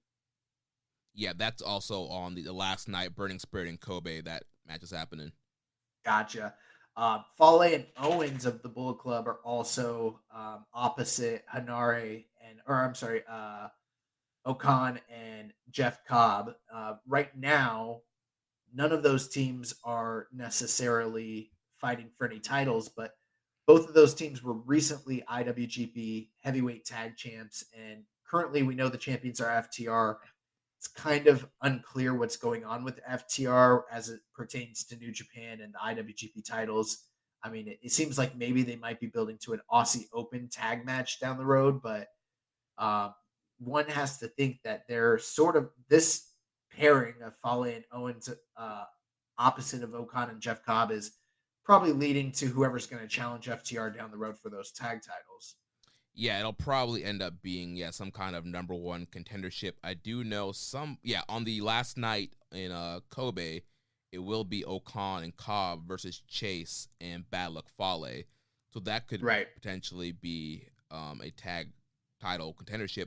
But also interesting on that last night, there's also going to be Sonata and Naito versus Dangerous Tekkers. Right, and that's another... maybe we've got like a little mini tournament happening here between these 4 teams and we're not really aware of it, like an unofficial sort of thing. So who knows? Yeah. But that's interesting. Aside from that, obviously Kushida is gunning as the next challenger for Taiji Ishimori's title. They face off in quite a few tag matches on this program and or on this tour, and I'm looking forward to that match, especially since we haven't seen Kushida in a while, and I think it's high time that those 2 guys make up for that Wrestle Kingdom fiasco from all those years ago. It's funny, as I was watching, Road to the Tokyo Dome match, the Kenny and Ibushi versus Ospreay and Tanahashi, I was thinking about Wrestle Kingdom 13. I was like, man, that was such a great Wrestle Kingdom. I was like, what was the junior title match? I was trying to remember because I know Ospreay wasn't the junior champion. I was like, oh yeah, it was that Ishimori Kushida match that Josh absolutely hated, and you freaking ripped the shreds on the air. It's, what? Let's be clear. It's not a bad match. It's just that we were like in this phase where we were having all-time legendary level Wrestle Kingdoms, and the junior matches were always outstanding at the top of the card on those nights, like in the top 4. And this one just wasn't. And I was pissed, especially considering it was Kushida and Taiji Ishimori. Like I was like, yeah, I was not happy, but probably like those Mox and CM Punk fans were pissed that they gave him that 3-minute squash. Yeah, that squash. Because essentially Taiji Ishimori beat the shit out of Kushida and then just pinned him. Yeah. And then it was like, really? Little did I know the guy was leaving the company. Right. So that will be interesting. And then we have quite a few matches where Suzuki-gun is facing off against LIJ. So like you mentioned, there's going to be that Dangerous Tekkers and Sonata Naito match. coming up, but also Hiromu seems to kind of be. Let's take a look here because I feel like wasn't there an interesting match where he was just in a straight up tag team one of these nights? Maybe on the last night in Kobe, he's in a Him and Shingo against Phantasmo and Kenta as the main event on the VOD night. Yeah. Which clearly, like, it looks like ELP and Shingo are leading to a potential KOPW match, whatever that may be. But I'm wondering if, I guess Hiromu's not really going to bear too much into that at all. Yeah, I think it's all about Shingo and ELP, which will probably happen at a Declaration of Power since it's not scheduled for their Burning Spirit tour. Gotcha. Yeah, it looks like Despy and Hiromu are just kind of like playing hangers on for now. Yeah, kind of building up their kind of this back burner, keeping them hot until something comes up for them. Yeah, but we're definitely getting Taichi and Zack against Sonata and Naito, and then quite a few nights where we have Tanahashi and Okada teaming up, taking on various versions of TMDK. And this is interesting because Tanahashi is challenging for the Never title, but there's no Carl Anderson anywhere to be seen.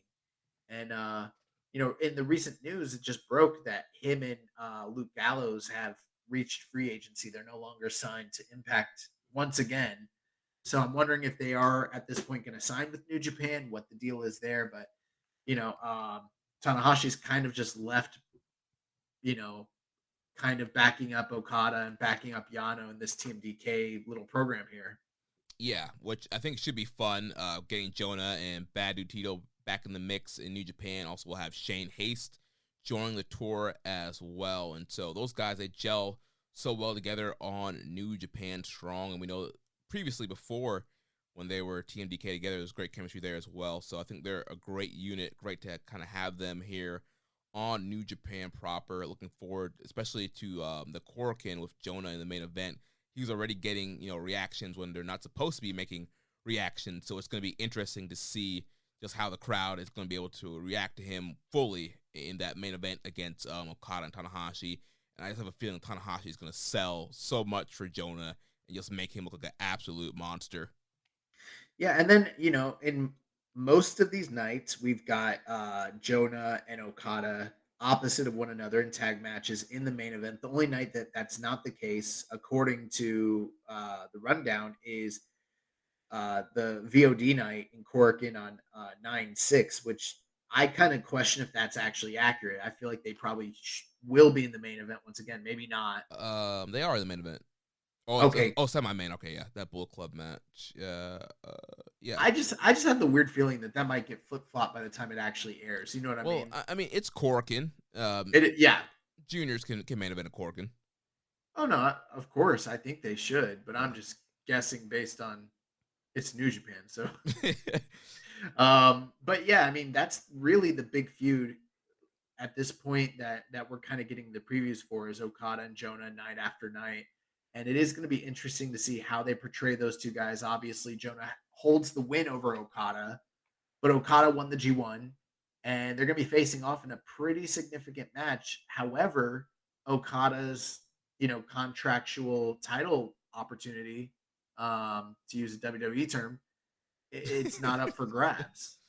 That's right. Yeah, if Jonah ends up beating Okada, I think he's going to send him Jay White's way.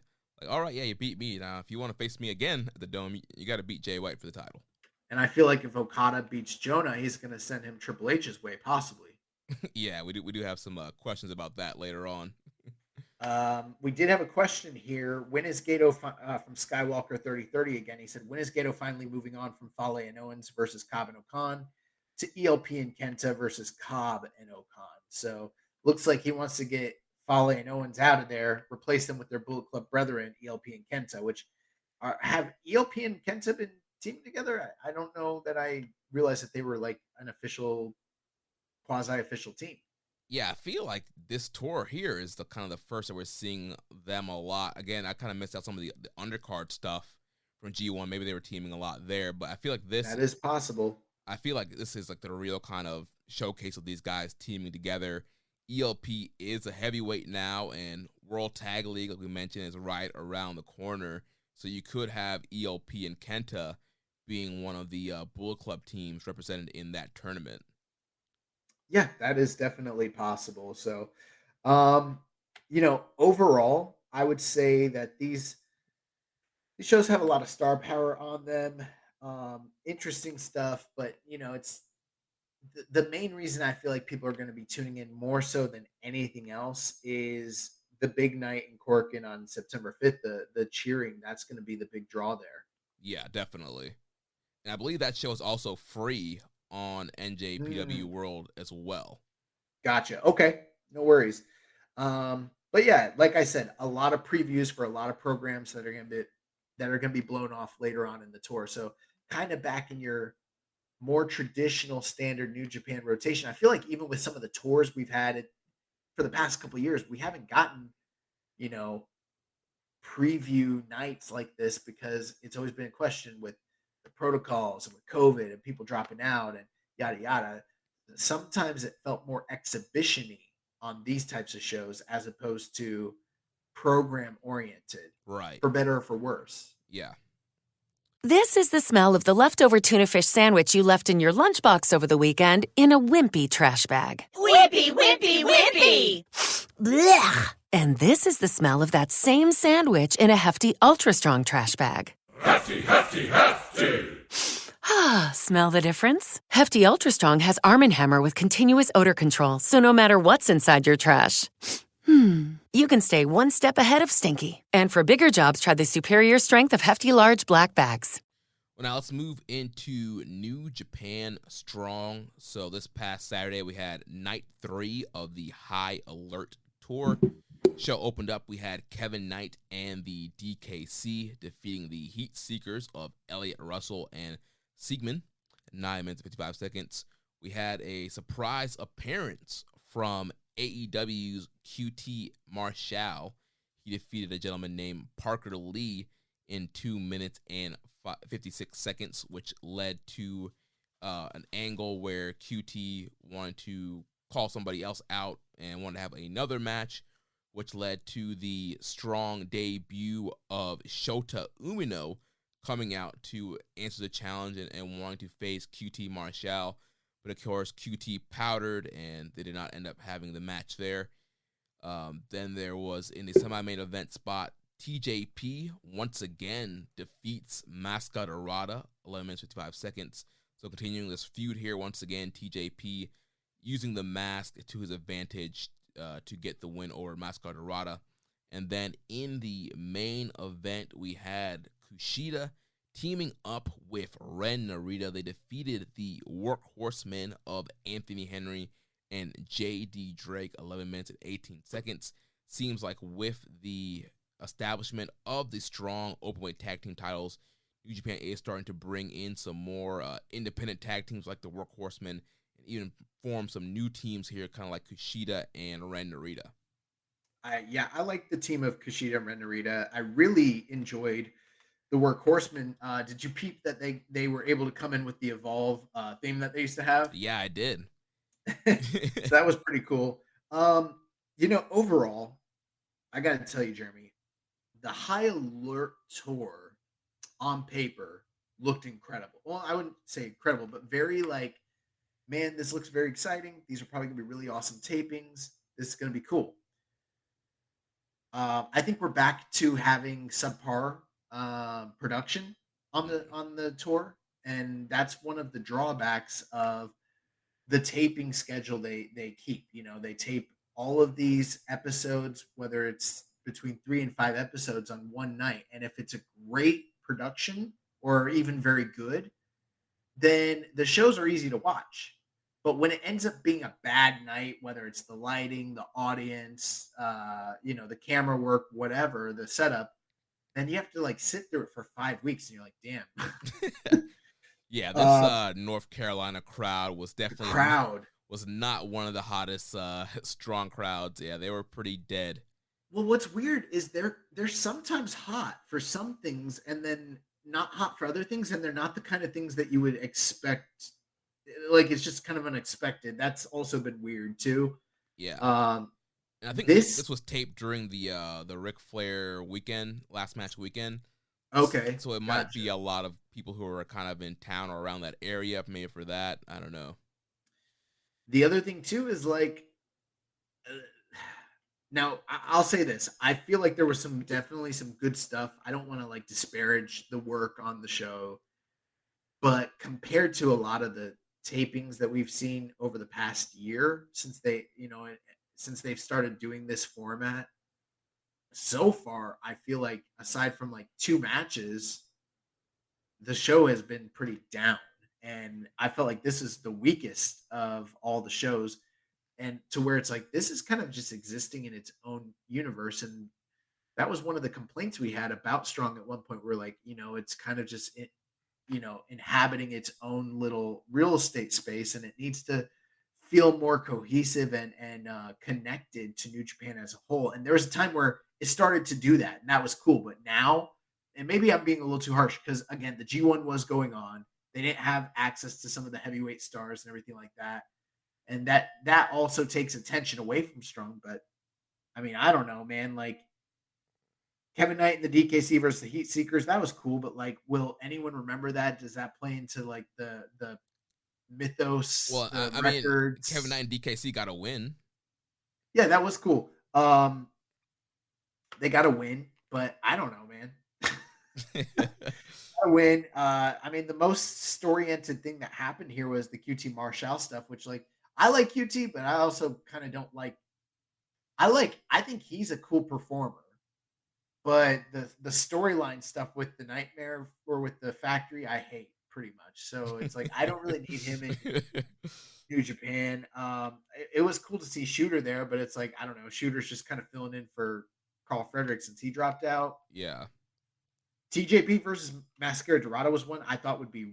I mean, the match we saw with them in St. Pete blew this one away. Was way better, and this was supposed to be the return match with the Heat because of the mask angle, and it's like everyone kind of forgot about that, and they went out there and they had like a 3-star special. Like I don't know, there was nothing to this. Yeah, it was Gentlemen's 3. The whole big thing was just TJP taking the mask off once again to get the advantage. If they hit the Mamba Splash, you get the win. And so once again, TJP gets the better of Dorada, and it's like at this point he beat him twice now. Like, and he took his mask the one time. It's like, what are we doing? And it's like, I don't know. I like TJP. He's made a great accounting of himself, but Mascara Dorada is supposed to be one of the absolute best luchadors in the world, and it's like we're not seeing it, and we should. Like he's a guy that I think should have been in Super Juniors, and I think that maybe they had some plans that didn't work out, but like I don't know. We kind of complained about Finley not like making the most of his opportunities. I think these guys, when they do Strong, one of two things is either happening here. Either they're thinking like, hey, I'm gonna go work Strong and have fun and just have a nice little fun night, and they probably think not that many people are watching, and maybe they're right. Or maybe they should be thinking like, I need to be making a name for myself and like blowing people away and like really going out of my way and busting my ass, and like it doesn't matter if there's only 150 or 200 North Carolinians watching this. The New Japan management and audience as a whole might be seeing this. And I mean, let's not discount that. I think that what we've seen from Bad Dude Tito, Jonah, Tom Lawler, Royce Isaacs, and Tom Lawler, just to name a few, and even like some of the other guys, like for instance, Alex Zane and Clark Connors, guys that have been shown heavily on Strong. When they went to Japan, that audience knew them. That tells me that people are watching this show over there. Otherwise, how do they know these characters? right? I know Mascara Dorada has had a very fulfilling career and has done a lot of things, been a lot of places, but it's like, bro, like, come on, bro. Like, tighten up. do it. You're supposed to be the guy that like walks the ring ropes. Fucking do it. Like, come on. The main event though, Kushida and Ren Narita versus the Workhorsemen, was very good for what it was. It was an 11-minute tag team match. I thought it was really great. Now Anthony Henry and JD Drake, I thought that those are two guys who did exactly what I'm talking about, where it's like, this is a real opportunity let's make the most of it that we possibly can. And I'm not going to sit here and tell you that this was a blowaway match, but the stuff they did in the match was really cool and it was Yeah. very entertaining.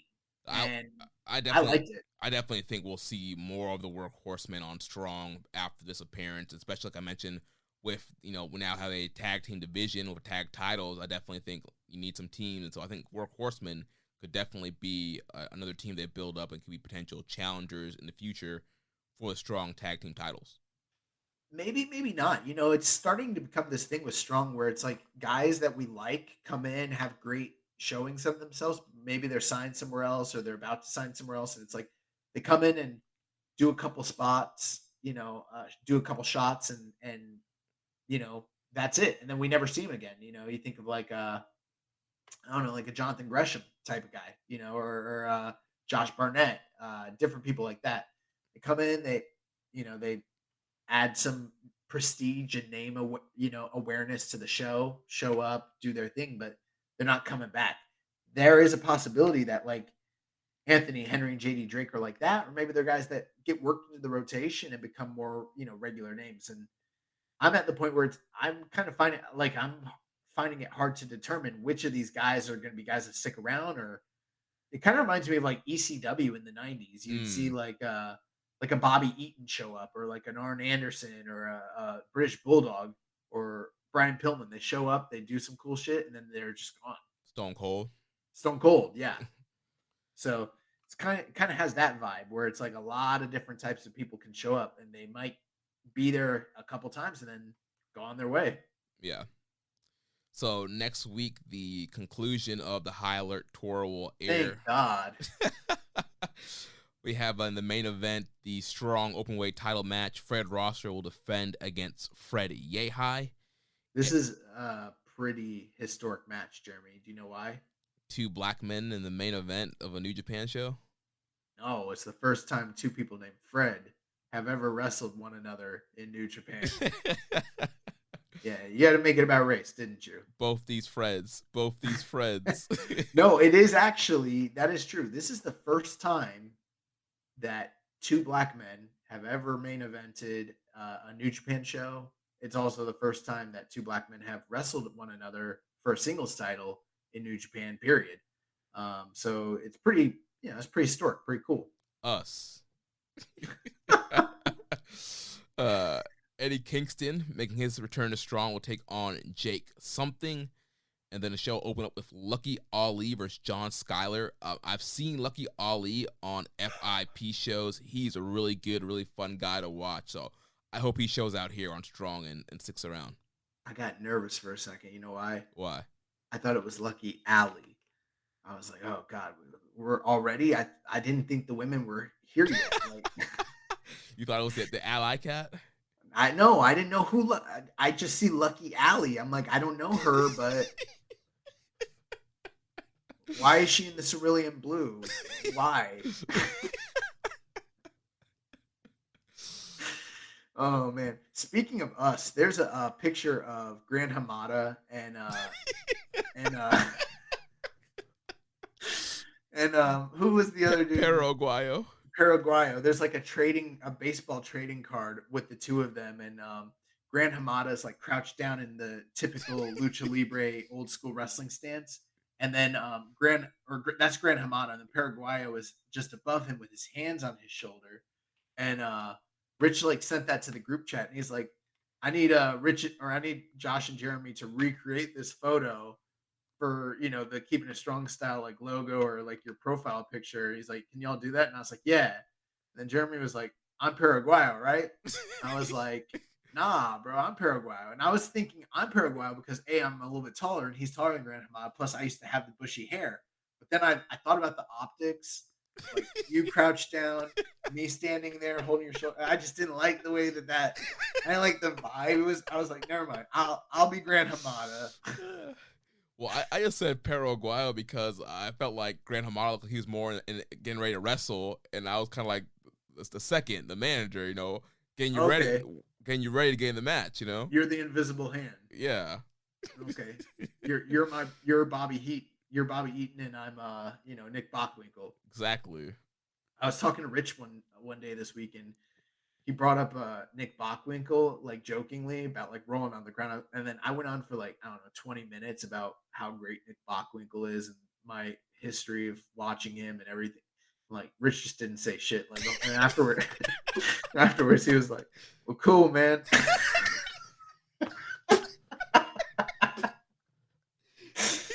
He probably I really like Nick Bockwinkel. I don't know what to tell you. He probably had you on mute, and he's like, working on a beat or like playing Fire Pro. In the back. Yeah, bro. He's doing a live stream. Yeah. And he's like, "Oh, okay."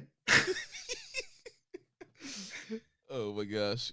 So last thing on New Japan Strong, the Autumn Action Tour is coming up on Sunday. Whoa. It's not Autumn Attack anymore? Yeah, I guess for some reason they thought a show named Autumn Attack on 9/11 probably wouldn't be a great idea. I don't believe in that. I don't believe in changing or apologizing when you make mistakes. You make the mistake, and then if anyone ever tries to call you out on it, you never acknowledge it. You just keep going with it forever. Okay? So like, yeah, is that bad optics? Sure. But they should have just no-sold it and just kept moving, just like they do with Chris Dickinson. I'm just playing. But no, they really did do that. But yeah, Autumn Action Sunday, September 11th. Yep, so recently announced Tomohiro Ishii will be taking on Filthy Tom Lawler. So we got Big Tom versus Filthy Tom on this tour. Also, I wonder if that's the first time two Toms have wrestled in a singles match in New Japan. Probably, I would think so. I'll find out. Go to the old cage match. Yeah. Also, we'll have the Bullet Club team of Jay White, Doc Gallows, and Carl Anderson taking on Eddie Kingston, Wheeler Utah, and Homicide. Shingo Takagi, who making his strong debut, taking on our good friend Rocky Romero.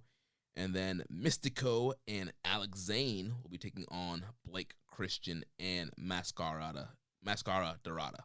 Okay, that match, it's on Strong, so who knows if it will really be what it could be, but like that match could fucking rule. That's four guys that like if they want to go out there and like, tear the roof off, Mascara Dorada, here's your chance. Redeem yourself. You're in there with, Sin Cara, Azul.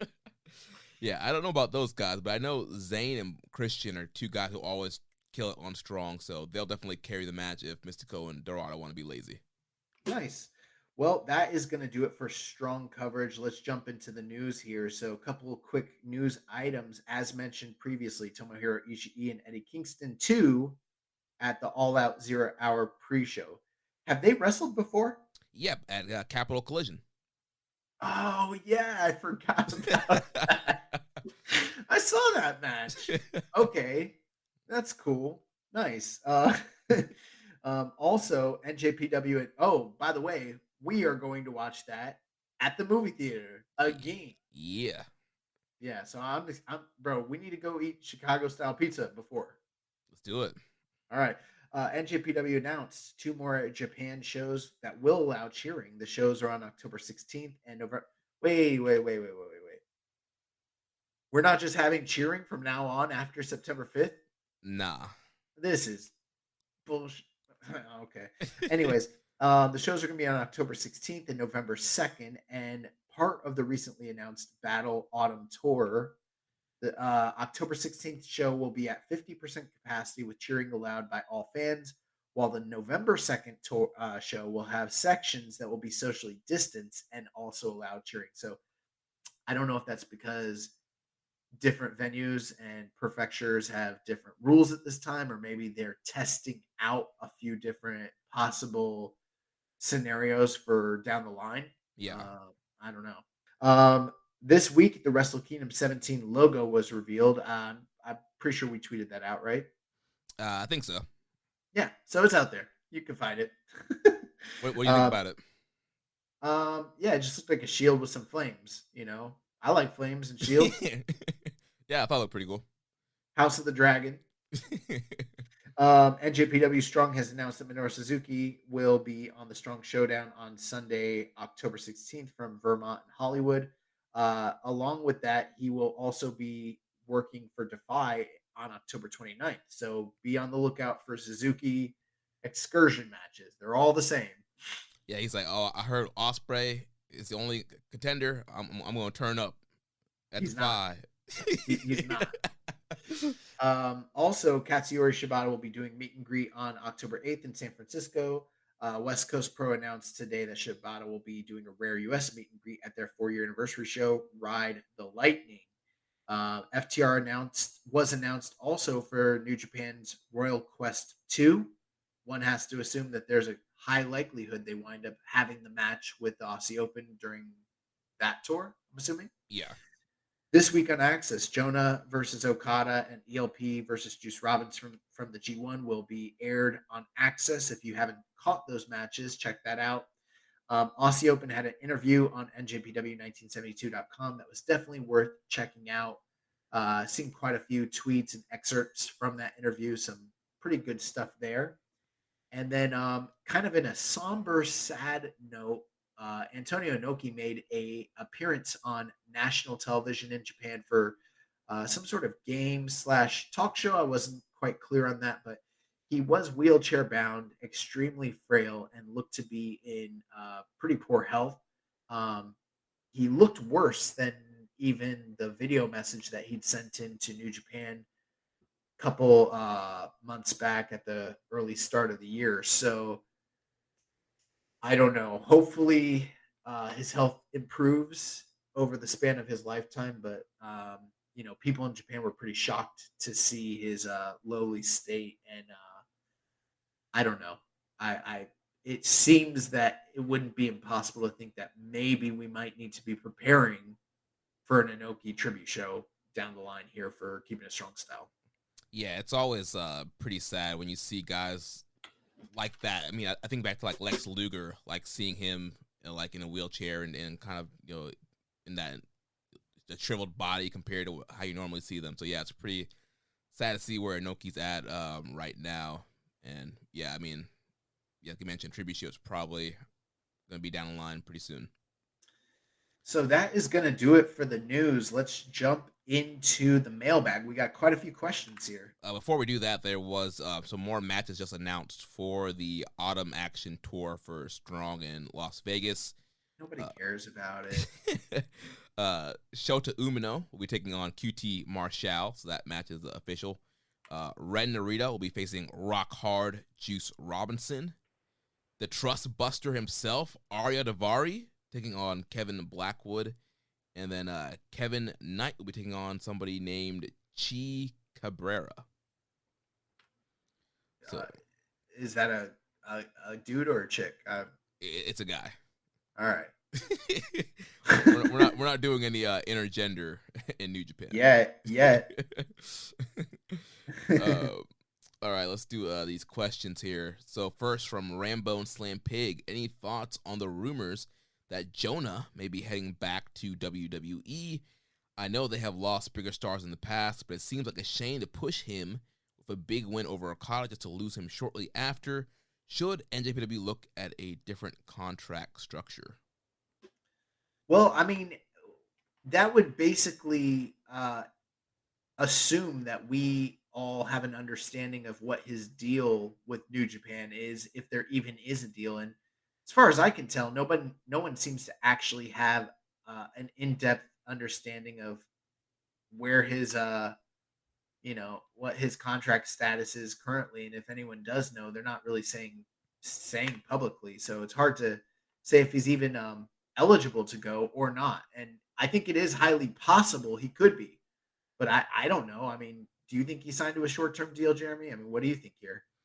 Yeah, I know. I'm just remembering back to when we were talking to Rocky about strong contracts, and he's like, there are some guys who are signed to Just Strong. There are some guys who have New Japan proper deals, or then there's free agents that we bring in time and time. And just based on the way he's been used, I'm going to guess that I would say maybe at the least he had a strong deal, but they still brought him over to Japan. Right. But then with the way they're pushing him, I'm wondering if they made some kind of new offer. Listen, if he signed, then New Japan needs to go after WWE with a lawsuit. I am sick and tired of this contract tampering, okay? Okay? And we will not rest until, yes, we, New Japan. I say we in the collective as though I am part of the company. They don't pay me anything, but we will not rest until justice is served.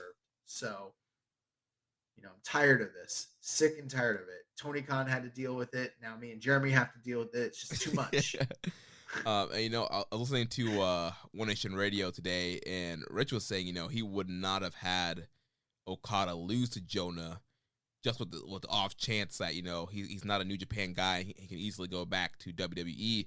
Do you agree with that take? Do you think that Okada should have maybe lost to Jeff Cobb or Tom Lawler? I mean, it kind of depends. Your philosophy and what his contract status is, like you mentioned. If he signed to the company in some way, then no harm, no foul, because he's not going anywhere anyways. If he's not signed, but you're trying to sign him and you're trying to entice him and show good faith that you have real intentions to utilize him in a top manner, might be in that like hard place where it's like maybe this could be a gamble, but it's a risk you might need to take, to show him that you actually have intentions for him to be a main event player. And at the same time, I'm sure that Okada, regardless, is going to get the win back one way or the other. So it's not like it hurts him that much to take that loss. But the upside for New Japan is that if Jonah's not contracted and you give him that big win, it shows your sign of good faith, and maybe that could clinch the that could be the difference maker for signing a guy or not signing him potentially.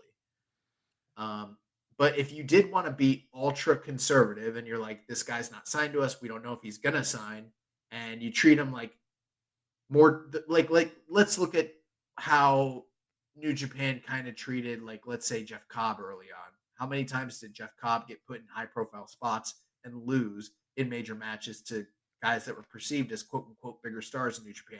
It happened quite a lot early on until it became more apparent that, oh, this guy's in for the long haul. We're going to keep him. Right. And a lot of people criticized that because they said it was too conservative and, they weren't utilizing him correctly and blah, blah, blah. Could there be a logical argument that maybe you should have put over, like, say, an Archer to strengthen the AEW relationship, or gone with Old Faithful and had him get Yano'd, or had a Fale give him a bad luck fall, things that are, that have happened before? Sure. Me personally, I'm kind of like at this point where it's like things are sort of stale in New Japan. You want to do fresh, exciting things. That Jonah win was really, really, really exciting when it happened, and I'm not completely convinced that he is going to WWE currently. And if he does, whatever, good on him. But I feel like the company has kind of done quite a bit so far to show, like, hey, we got plans for you, kid. Stick around, and you're going to be a top star player. So. Yeah, I mean, being undefeated on Strong, they reformed TMDK for him, that big win over Okada, being in G1 itself. I feel like they've done a lot to really, show Jonah, hey, we're serious about pushing you and making you a star here in Japan. If I'm him, it's so close to Wrestle Kingdom season, I'm going to see if I can get a big match at the Dome. Even if I'm thinking about jumping, like, let me get a big Dome match under my belt and then jump. But I think it's worth the risk in him beating Okada, and I could see him wanting to really prove a point and be like, I can make it outside of the system and be a top star in New Japan. Since we're on this subject, before we answer the next question, Rambo Slam Pig asked, Kyle Davidson also said, heard rumors that WWE wants Jonah back. Hell no, exclamation point. I'd want him to continue this act with the whole TMDK thing. So, my thoughts on that are, if he does leave, it's not a huge blow to New Japan.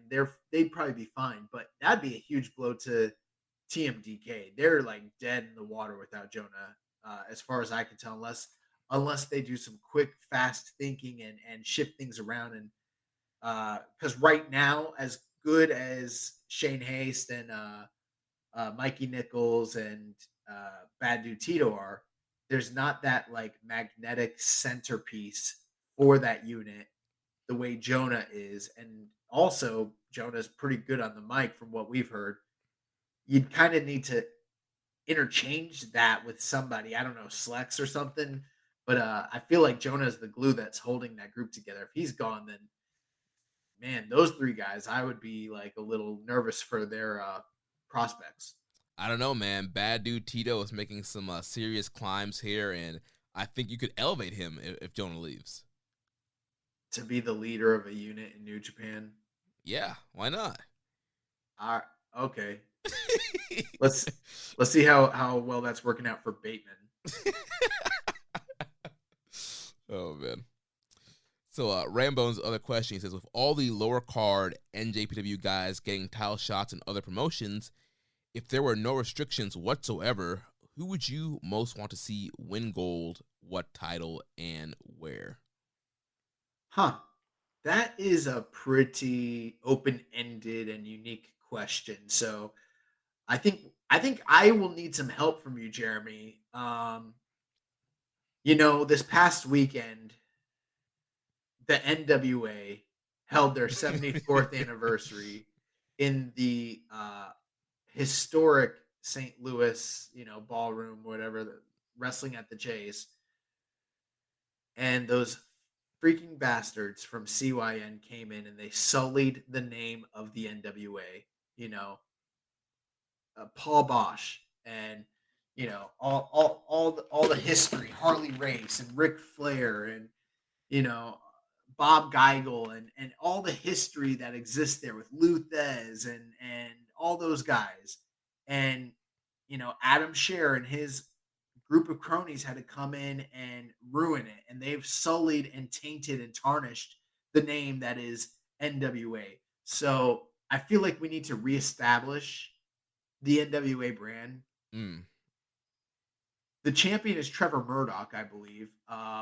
Who would you like to see come to the NWA and challenge Trevor Murdoch for the 10 pounds of gold? Well, there's only one man that comes to my mind, and that is a former NWA world champion. Not a good answer. The strongest arm, the man who's killing it right now in Noah, Satoshi Kojima, baby. Let's go. No, this isn't that. I don't want to send another. No, I want to. All right. How about this? How about the great Okan? No, I'm sending Hiroshi Tanahashi. Okay, he needs to be added to the pantheon of NWA champions, and he needs to carry that strap and bring it back to Japan. Dude, Tanahashi with the 10 pounds of gold would look pretty good. Yeah, Tanahashi with with his robe with the cutout in the middle, and he's got the 10 pounds of gold. You know what I would love for Tanahashi to do? Tanahashi should be a heel, right? Mm-hmm. In NWA, he should be a heel because we've seen how good Tanahashi can be when he plays, ace heel in a smaller promotion that he really has no desire to be there. And remember that time when he fixed the IC title that Naito had destroyed? Yeah. What if we got like a video montage of him like destroying the 10 pounds of gold? And then him like building his own like NWA title, like a Tanahashi-ized NWA title belt. That's what I want. Hey, Trevor Murdoch eating a high fly flow. 1, 2, 3. And I don't care what. Let's do a bull rope match. Fuck it. You also failed to mention that a Social Suplex alumni was a part of that CYN run-in. One Leo Fox. I'm proud of my man Leo. Proud of Jordan. And he's out there doing his thing. But I'm also disappointed.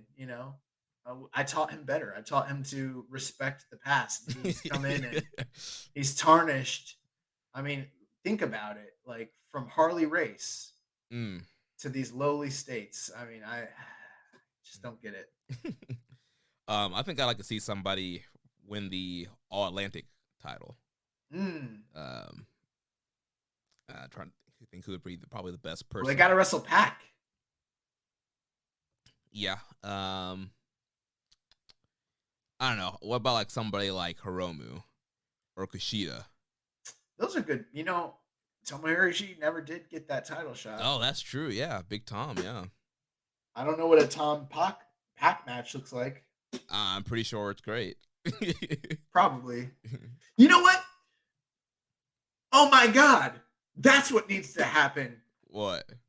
Tomohiro Ishii versus Trevor Murdoch for the NWA World title. Okay? Tomohiro Ishii. What am I even thinking here? The man who has never won a world title in his entire career, Tomohiro Ishii, wins the oldest and most prestigious world title in existence.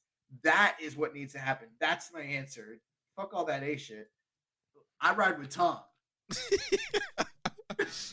That would be pretty hilarious and Not awesome. Hilarious, legendary, and warranted. Oh my God! Great question.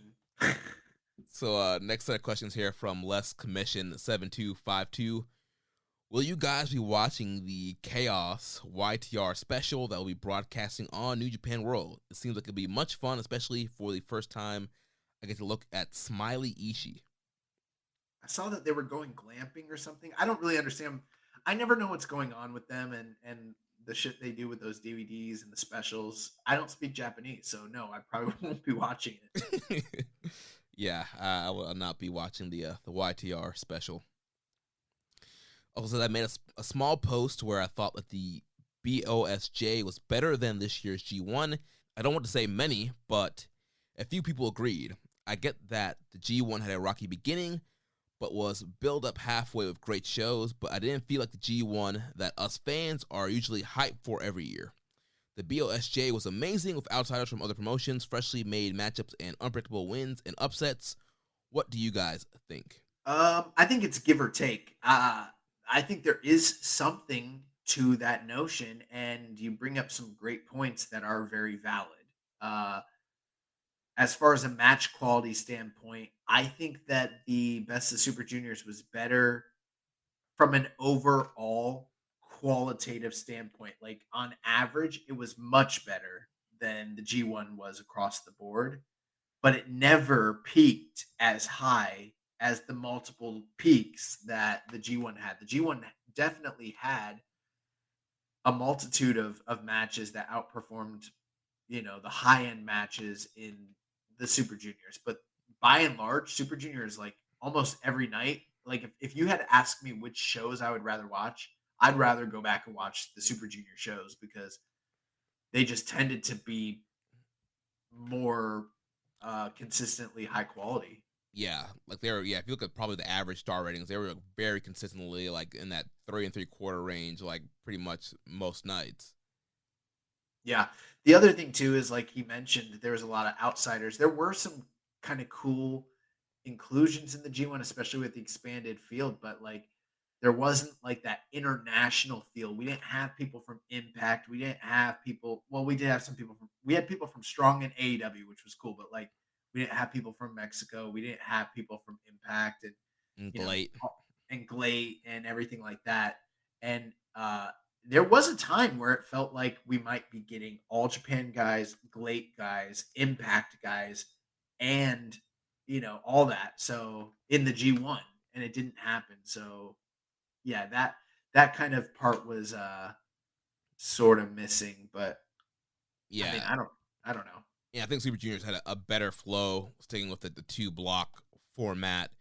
And with the new 4-block format, we already talked about some of the downsides of it. I feel like it's kind of really broke up the stories and the blocks. And Kevin Kelly said this on Observer, but it definitely felt more of a New Japan Cup at times than it did a G1. Yeah, but then at the end of it all, Hiromu winning again and then losing in his title shot to Taiji Ishimori kind of left a bad taste in my mouth for the whole tournament. So I don't know. And then we got a great finals for G1. We had incredible finals. We had incredible, semifinals and finals. Yeah. His last question: how many years will it be until New Japan finds their new face of NJPW, and who do you guys think it will be? I think that the top 3 candidates are, well, if I'm being real honest, I think the top 2 candidates are going to be Shota Umino and Yuya Uemura. Yeah, and I don't know, based on what we're seeing, I think Umura might surpass Shooter. Yeah, and I'm thinking that just timetable wise, bring him in, give him a year or two, so maybe like 3 to 4 years. Yeah, I mean, they still got plenty of time, plenty of juice in Okada and some other guys there that they can keep going until these guys are ready. Yeah. Moving on to the next question asker here, P1_HDX. What does NJPW have to do to regain, mostly important, maintain the hot momentum in terms of the TV product on both the mainland and the strong part within North America? I ask that because it seems that despite they got their ducks in a row, it seems that they're playing it safe and using the same booking route they usually use. Well, there have been some things that they've done this year that have been highly traditional in terms of booking. But let's give credit where credit's due. They've done a lot of highly unique things this year, being their 50th anniversary, that we've never seen them do or rarely seen them do. Or if they have done it, it's been a very long time since they've done it. We've seen them change formats of tournaments.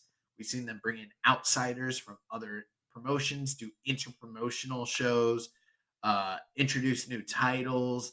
They've done, there's been quite a bit of innovation this year, like no cap at all. Yeah, and I think that with the borders opening up, we're seeing more of that. I think in building momentum is, keep bringing in fresh faces, some outsiders, mixing things up. I think also that the big thing that's going to help is when they can get cheering back 100%. They're slowly making steps towards that. I think getting cheering, because some people, they just can't watch crowd shows, and so I think getting the cheering back would help bring some momentum back. As far as like the North America side of it, I'm going to be very frank with everybody listening. New Japan fucked themselves 6 years ago when they had the opportunity to really go full bore with what was happening with the Young Bucks and Kenny Omega and the Bullet Club and the North America expansion. They didn't capitalize on it. Ring of Honor didn't capitalize on it. And that necessitated the formation of AEW, which they essentially helped create their competition. Luckily, they're in a situation where, for now, both of those companies benefit from a mutual partnership, whatever that may be. But the market share is gone when it comes to North America. Like, there's definitely, they've carved out a niche for themselves. Could Strong be better? Yes. Could they do better business in North America from a touring perspective or pay-per-view perspective? Absolutely. Is there reasonable growth opportunity here? Sure.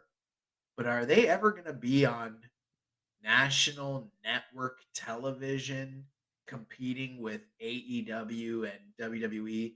And more importantly, making the ad revenue that they could have potentially made here in the States in that business model? It's gone. That was a time. I'll tell you what, I think Stardom, and I'm not the only one that said this. I've heard this, I believe, I can't remember who said it. Kevin Kelly said it. Kevin Kelly said it, and he made a great point. There's more of a market for like a Stardom to go on a national network television in North America, because that's something people have never seen, and it's highly unique. We've seen how already WOW is getting like a syndicated TV deal with, I believe, CBS, and what's to say that a Stardom with all these, with this hard hitting action and these beautiful, performers that like it's just something totally unique. Plus the big time presentation that could get on like real serious TV. And I'm not saying it will, but like before New Japan does, like New Japan fucked themselves. Like they had all these big stars, they had an opportunity, and all those guys that were at the forefront of their Western, you know, explosion, they're in AEW now. Yeah, I have a very hard time ever seeing New Japan getting back to that exact spot that they were in towards the end of 2018, going in 2019. The good news, though, this is not a Western company. It is a domestic Japanese company that has expanded internationally, and they can get hot again. They've got the one thing that is undeniable is when it comes to in-ring product, when they're on, they're the best, period. Better than AEW, better than any other Puroresu, including Stardom. As far as an in-ring product goes, they are the best. And they have that going for them. It's just a matter of, telling the right stories, pushing the right people, creating the hot, matches and giving the people what they want. And, so I have no fear, especially with all the guys they have in the pipeline from all their dojo systems and the partnerships they have with Red Pro and AEW and CMLL and yada, yada, yada. There's a lot to be excited about with New Japan coming down the line. And so I'm not worried about them getting hot again, but it's just going to take a little time. It looks like. Yeah, I think one other small thing we can do is stop the ban of gifts. I know it's a TV Asahi deal, but that's horrible. But if people could actually share gifts online, like I think there would be more buzz and talk about New Japan. Yeah, it's horrible that we can't share a GIF. A GIF. It's ridiculous. Yeah. Next set of questions comes from P1 had another question here. Also, who do you think should be the first IWGP Women's Champion? That's the one thing people keep asking about this, and I really feel out of my element. And I know I have this like shtick about not liking women's wrestling, and it's just a joke. But I'm not that savvy or familiar when it comes to modern Joshi or even Stardom. So I don't even know who's in the tournament, really. And I know I don't think they've officially announced everybody. The they've announced some of the names. Yeah, they announced some of the international. I think Jazzy Gabbert, who was in the Mae Young Classic, she's going to be a part of like the international bracket. I don't like her. Her name's Jazzy. It's not a good name. I don't think the domestic bracket has been announced yet, but I think Mayu Iwatani, I believe, is going to be in it. That would be my pick. If she's in it, I would pick her too. But last time I picked her to win a tournament for an inaugural title was for that ROH or for that Ring of Honor women's title, and she didn't win it. So you gotta fix it. Do it this time. But I think Mayu probably makes the most sense. Yeah. Although it could be, they're talking about a big foreign name. I don't know. It feels like it's probably Tony Storm. What about Britt Baker? Could be Britt, but I like Britt. I am a fan of Britt, but only on the mic and as a character, not really in the ring. But Rossi like loves Tony Storm. Yeah, I know he's been asking about her and wanting to use her in future Stardom shows. Like they gave her a lot when she was there, so I wouldn't be surprised if they made her like the inaugural champion. Yeah, it could happen. Next question's here from Skywalker3030. Any bets on Young Lions coming back from excursion before Wrestle Kingdom at New Year's Dash or later? I think Royal Quest is a chance to do something big with Shooter, who's been there for a while now. Well, that's a good point, but those UK shows, those are, yes, they're New Japan branded, but in my eyes, I kind of see them as like a successor to the old like Global Wars shows, a spiritual successor to them in that certain sense. They're kind of a Rev Pro / or ex NJPW cross promotional show in some regard. So it's not like if Shota Umino's on there, he's graduated and he's back. Right. I feel like he's not going to be back until it's actually like in Japan, because we've seen him on Strong, on these Strong shows and Strong pay-per-views, and we've seen him Forbidden Door, we've seen him in Rev Pro. I think the true sign that he is back is going to be when he shows up on a New Japan show in Japan. I think personally it could be Jay White, but I personally am still on this kick where I think it's going to be Naito and Okada in the Dome. What if January 4th, after the match is over, you have Naito, having his big celebration? And I'm not saying that he comes out and fucks him up the way Kenta did, but what if Shota Umino comes out post-match and appears in front of everybody in the Dome, against whether it's Naito or Okada? Could be a pretty big deal. Could be. Or, it could be, like he mentioned, New Year's Dash. They like to do big surprises, big returns.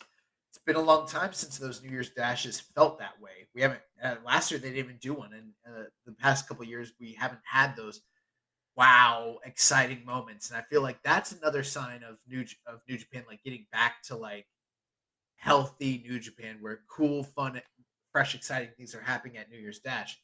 Bring back him, or bring back Tsuji, one of those guys.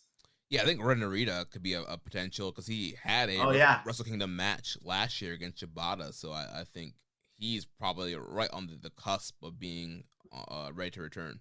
Yeah, and I didn't say Tsuji or Ren Narita as being a face of the company, because I see those guys as sort of being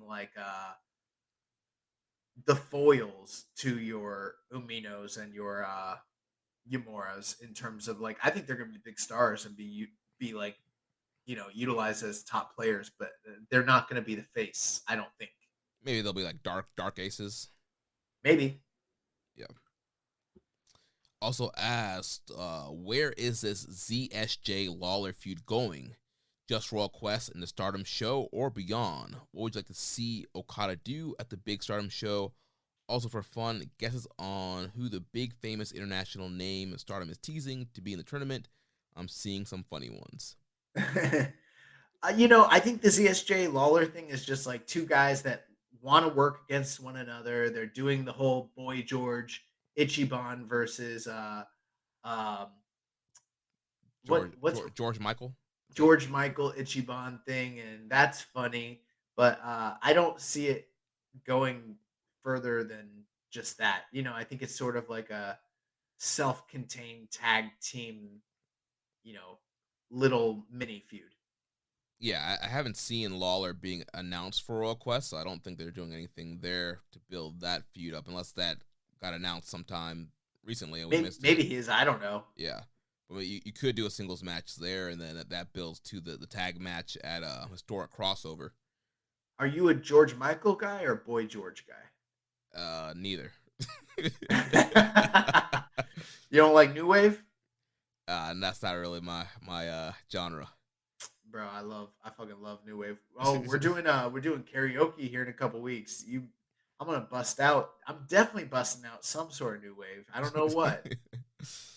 And I think we kind of already gave our guesses for the Stardom tournament. Yeah, guys, the thing is, we're going to get a lot of those Stardom questions. I personally don't feel qualified to address a lot of it, because it's not my element. It's not my expertise. Same way how I wouldn't feel comfortable answering a lot of Lucha Libre questions. I don't know much about Dragon Rojo. I don't know much about Julia, Yeah. She hot. She's a star, but I've seen her wrestle once. I don't know. Yeah. As far as Okada on that show, I would guess maybe they put together one more big mixed tag with him and somebody against a top star in New Japan and a top star in Stardom. I don't like those mixed tags. Let's keep them separate. You know what I'm saying?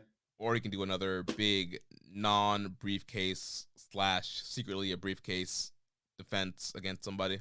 I saw that Julia was talking about how she's going to break the rules and beat up.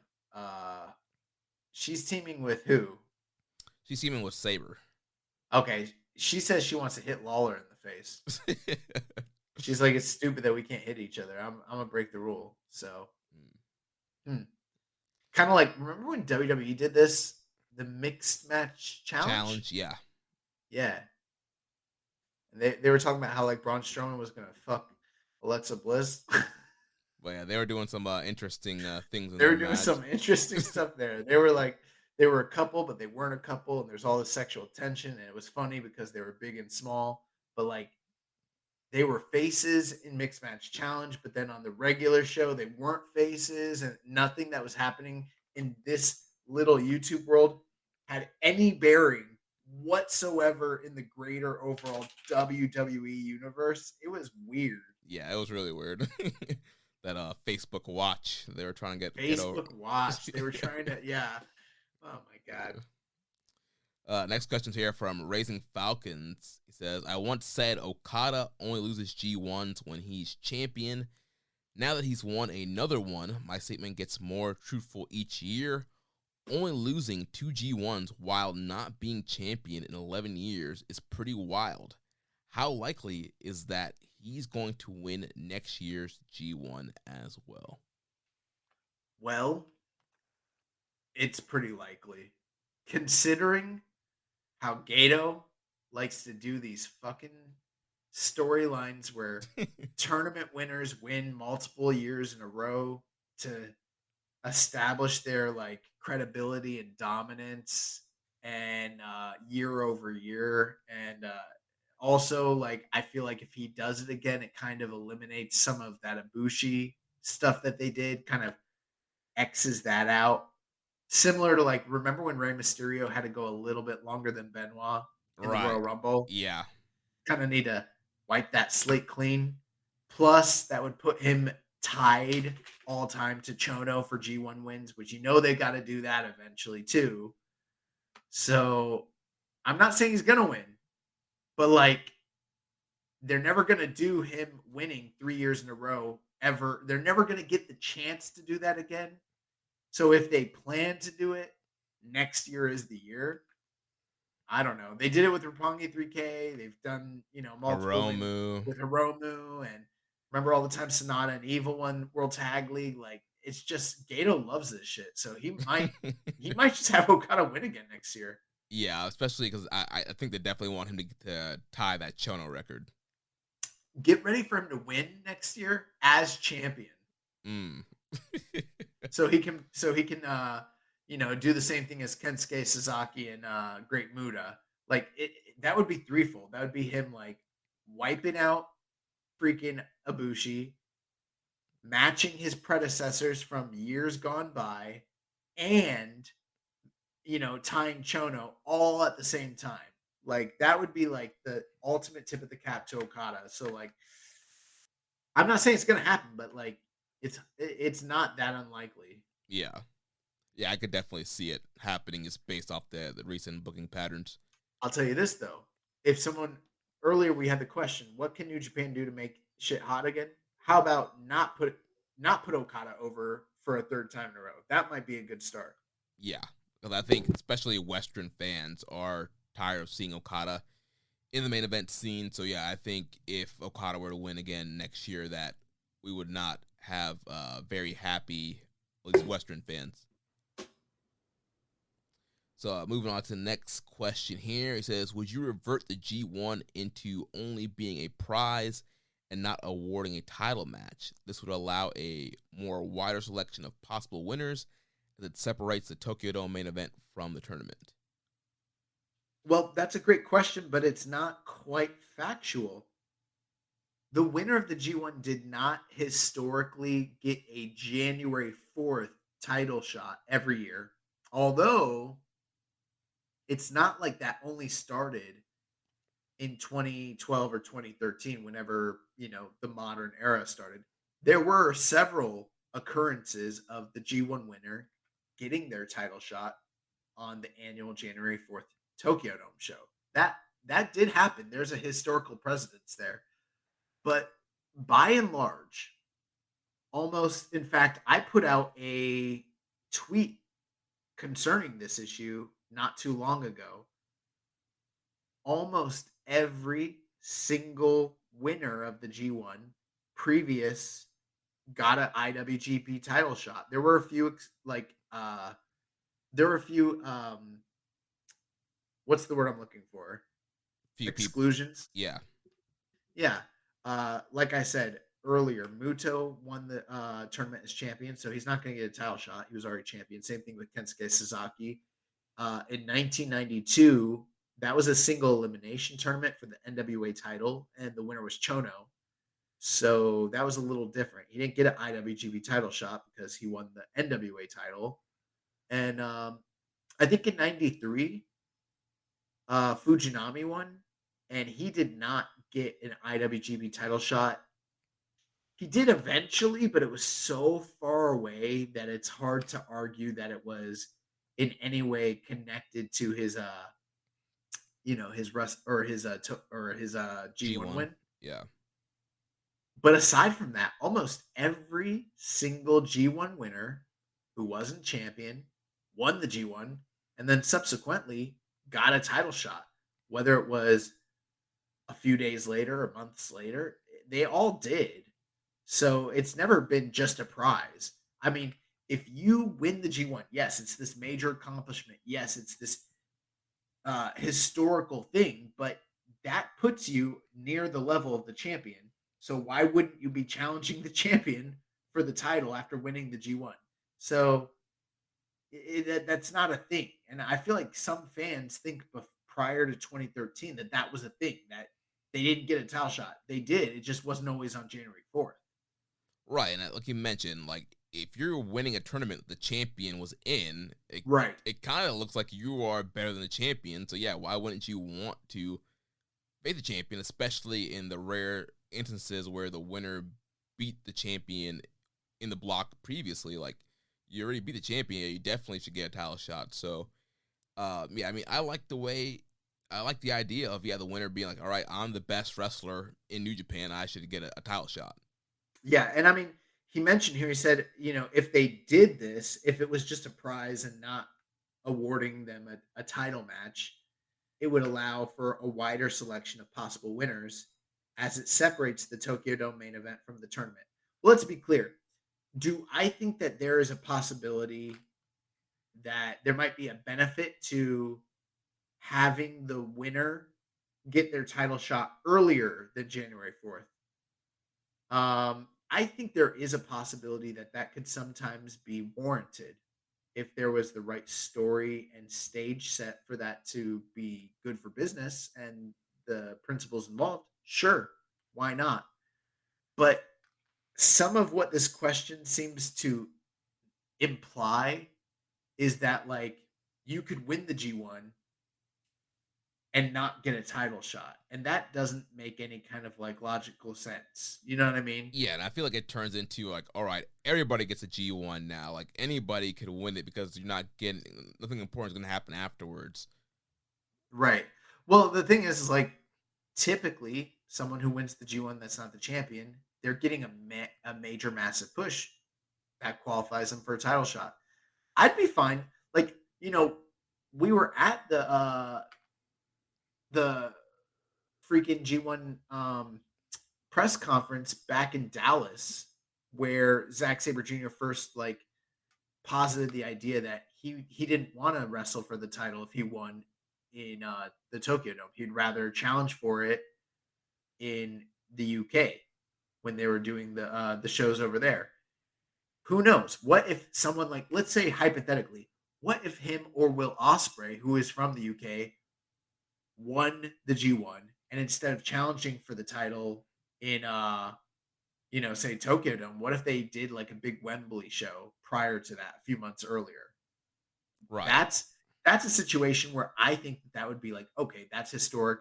That would make sense. They have the home field advantage. They won the tournament. They set their, blah blah blah. That would be cool. But yeah, I'm not really keen on the idea that like someone wins the G1 and then they don't get a title shot, but they're not the champion. That just it's backwards. Yeah. And his last question, do you think there's any possibility of Moxley ever winning the IWGP World Championship while still being contracted to AEW? Yeah.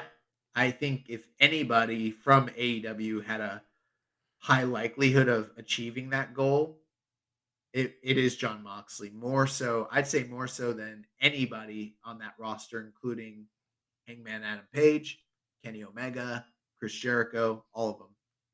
Yeah, I mean, like Moxley said in promos, which is kind of true, he is a forbidden door. He's been the link, even pre-pandemic, of these companies kind of talking to each other and really helped keep that relationship alive. And we've seen the way that he's been pushed when he was U.S. champ with both companies.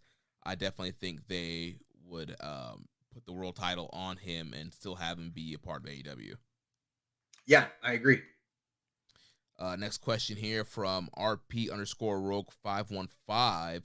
With NJPW coming back to New York for Rumble on 44th Street, do you think the stars like Okada and Ospreay will be out that night?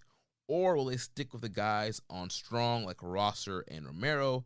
Is this why Jay is such a great champion? Because he can seamlessly do both.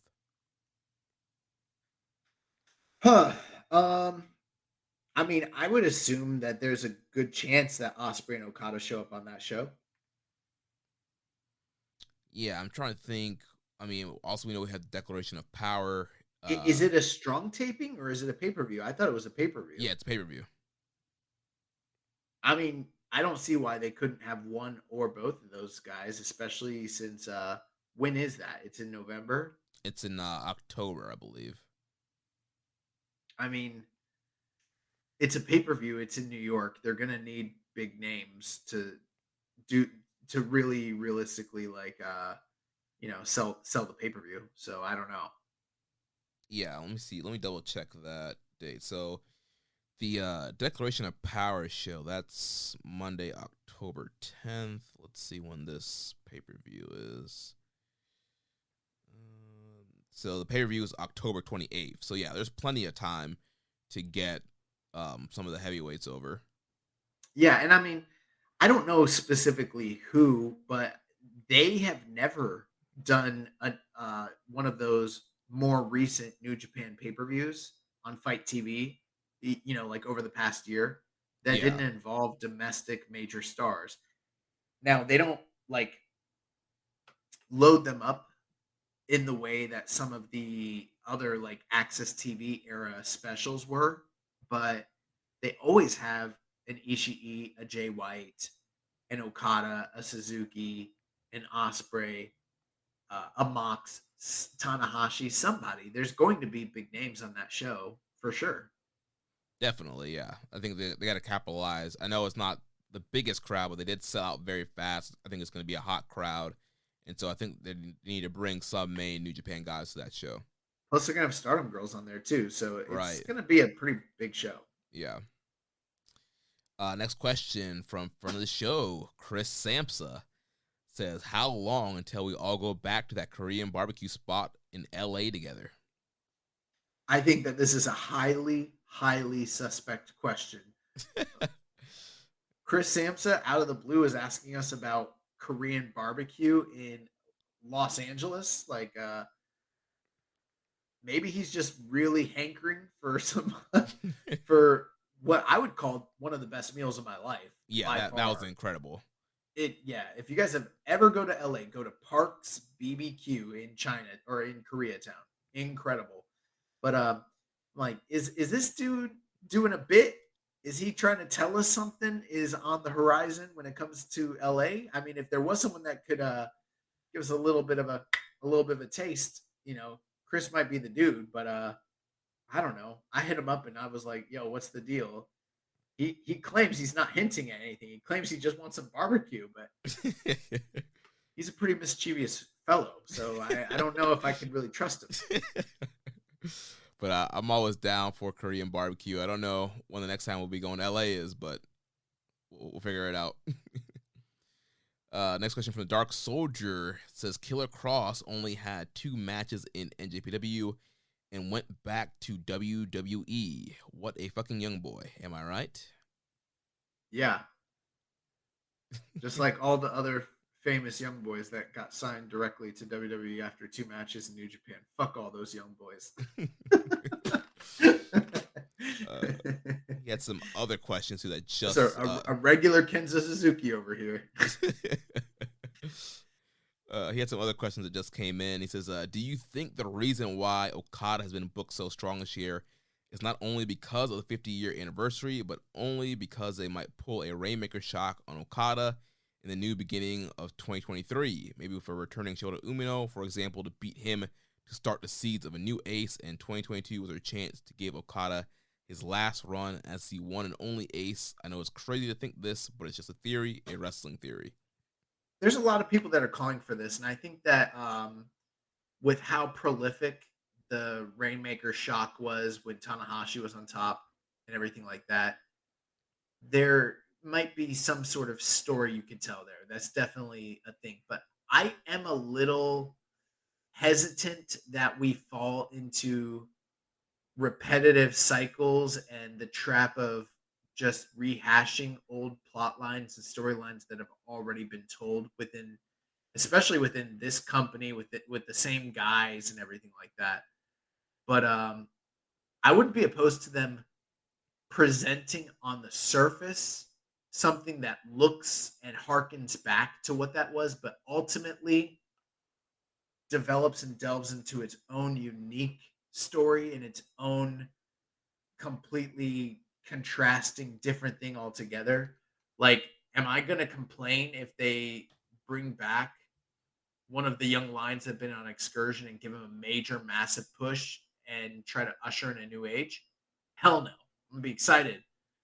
If it just turns into exactly what happened with Tanahashi and Okada, even if the matches are great, I might be a little bit like, this feels inauthentic and kind of contrived. But like I said, if they find a way to harken back to it, but do something fresh and unique, I think that's not a bad idea at all. Yeah, I think the one thing we all have to be careful about when it comes to this whole Umino thing is, like, at the end of the day, Umino, at least right now, is no Kazuchika Okada. And I know we're all looking for that next big star, that next big ace, and to push somebody. But I don't, as of right now, I don't see Umino on that level. So I don't know if you day one, you go ahead and have him beat Okada. Like, I just don't know if that's... Well, Jeremy, I would say I do agree with you, except that's what they said back then. Remember? Yeah. So, I mean, it's hard for me to say, like my mind says you are right. But then there's the part of me, it's like, well, history shows us that that's not always correct. Sometimes we say things like that, and we end up being very wrong. That's true. Maybe I could be wrong, but I don't know. I just feel like, based off the evidence so far, Umino is not like the main event level just yet. But maybe, who knows? Maybe he is. Maybe he's ready. He's been holding back the whole time. And yeah, it's a multi-layered, multi-tiered 4D level chess work. yeah. He also asked, he says, I hope Tanahashi beats Carl Anderson for the Never title. This isn't even a question. I just don't want Anderson to be a singles champion in the company. It's a waste. He'd be better putting the title on Yujiro. The man years ago said after losing in the New Japan Cup that he wanted to get his life back on track and re-enter the G1. He's already in the G1, and what better way to get your life back on track than not being Carl Anderson and be Never champion? He wants Yujiro to be Never champion? Sounds like it, yeah. Hell no. I want Yujiro to leave.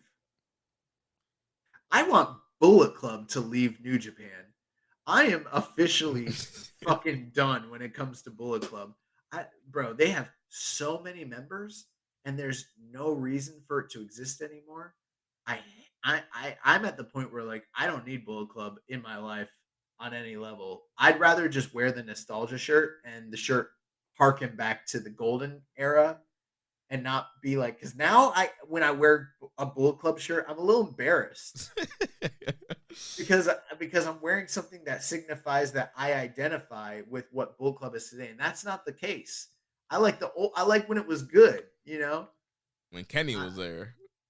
and AJ and Devitt and all that. But I don't know. It's just run its course. Like, we don't need that. And Carl Anderson's cool when he tries, I guess, sometimes. But I hope he drops the title, and I hope they sign with Impact again. Who knows? I mean, they might sign with WWE. Triple H might bring it back. Oh yeah, Triple H likes them. If they go to WWE, dude, they get to keep the music. The devil. I actually don't even know. I don't know what comes after the devil. All I know is like the devil. And I hear that music and I'm like, it literally hearing that music is this. It gives me the same effect as when I hear Jeff Jarrett's music. Oh my world. Oh my gosh. Oh man, God. And last question here. He says, how would you feel about Motor City Machine Guns coming into Japan to team up with Kushida to fight for the Never 6-man tag titles? It's an exciting team. They're not hoes like Yo, and plenty fun matches would be had. Yeah, I mean, I'm always down for good 6-man tag team matches. I'm always down for Motor City Machine Guns anywhere. We're going to see them AEW, the pay-per-view this Sunday, teaming up with Jay Lethal. I'm kind of anticipating Kushida to lose his title shot and then maybe have something interesting happening character-wise. And he just feels like, I don't know, like a relic. He feels like he's doing a tribute act to himself. Yeah, he's doing a tribute. He's a tribute band that plays his own hits to himself, by himself, for himself. Oh my gosh. Yeah, he needs something, man. And I love Kushida, but he doesn't feel like Kushida anymore. Yeah, like this guy's been like on Strong and Impact, and he's been back in New Japan. I feel like nobody really cares except maybe the domestic audience. Do they care? They haven't shown it. I don't see them clapping very hard. Well, he initially came back. He had huge reactions at Corkin and some of those shows he did when he first came back. Yeah, the first pop, but that you got to keep them pops coming. What happens when the pops stop? What happens when the pops stop? Oh my God! Oh man, this should have been a 1-hour show. We stretched it out to a 3-hour show with bullshit. Just cause we have to give the people what they want. This show's not for the people. It's just you and me just doing whatever, just saying shit. Yeah. I spent like 20 minutes talking about Andre the Giant and I know. Oh man, we spent an hour talking about Will Ospreay. Yeah, well, that was actually necessary. Some people might not like that, but oh well. There are literally gonna be people. There are people like, you don't spend an hour talking about Naito. He's not as good as Ospreay. Yo, I think we made a lot of Naito fans mad with last week's episode. I don't care. I'm just saying that. Not that I care. I'm just saying that a lot of Naito fans, I think they see us as enemies now. Did I tell the truth? Yes. All right. I sleep fine at night. You know? No cap zone. Well, when this man comes out here and wrestles as good as all of his contemporaries, then we can talk. Well, on that. How did this happen? on that note, that's going to wrap things up for this week. Next week we'll be back to review the first couple of shows of the Burning Spirit Tour and cover all the latest news. If you enjoyed today's show, please consider making a donation by visiting socialsuplex.com/donate and click on the donate button under the Keeping It Strong Style logo. Make sure you connect with us on social media. On Twitter, the show is at KI Strong Style. The network is at Social Suplex. You can follow me at Jeremy L. Donovan on Facebook at facebook.com/socialsuplex. Also find us in the Wrestling Squared Circle Facebook group, facebook.com/group/Wrestling Squared Circle. On Instagram, we're at Suplex. On Reddit, I'm a Pro Black Guy, just Keeping It Strong Style. You can email me, Jeremy at socialsuplex.com. And check out all the other shows that we have here on the Social Suplex Podcast Network. One Nation Radio, hosted by Rich Latta and James Boyd. The Grave Consequences, hosted by Caleb and Maserati. All Things Elite with Floyd and Austin. The AEW Match Guide podcast, hosted by Sir Sam.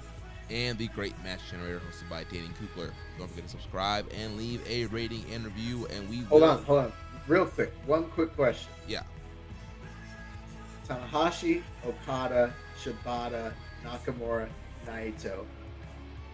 Where does Naito rank in those 5? We can go. Probably last. All right, we can go. Don't forget to subscribe and leave a rating and review. And we will catch you next week on Keeping It Strong Style, the ace of podcasts. Ichiban. Naito fans, tranquilo. Thank you for listening to Keepin' It Strong Style. We'll see you next time.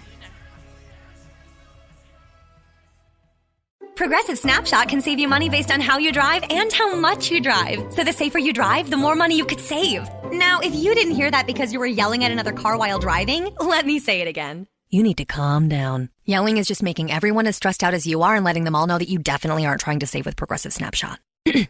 And if you did hear it the first time because you weren't yelling at another car, nice work. You'd love Snapshot from Progressive because it rewards safe drivers. Progressive Casualty Insurance Company and Affiliates. Snapshot not available in California and North Carolina or from all agents. This is the smell of the leftover tuna fish sandwich you left in your lunchbox over the weekend in a wimpy trash bag. Wimpy, wimpy, wimpy! Blech! And this is the smell of that same sandwich in a hefty, ultra-strong trash bag. Hefty, hefty, hefty! Ah, smell the difference? Hefty Ultra Strong has Arm & Hammer with continuous odor control, so no matter what's inside your trash, you can stay one step ahead of stinky. And for bigger jobs, try the superior strength of Hefty Large Black Bags.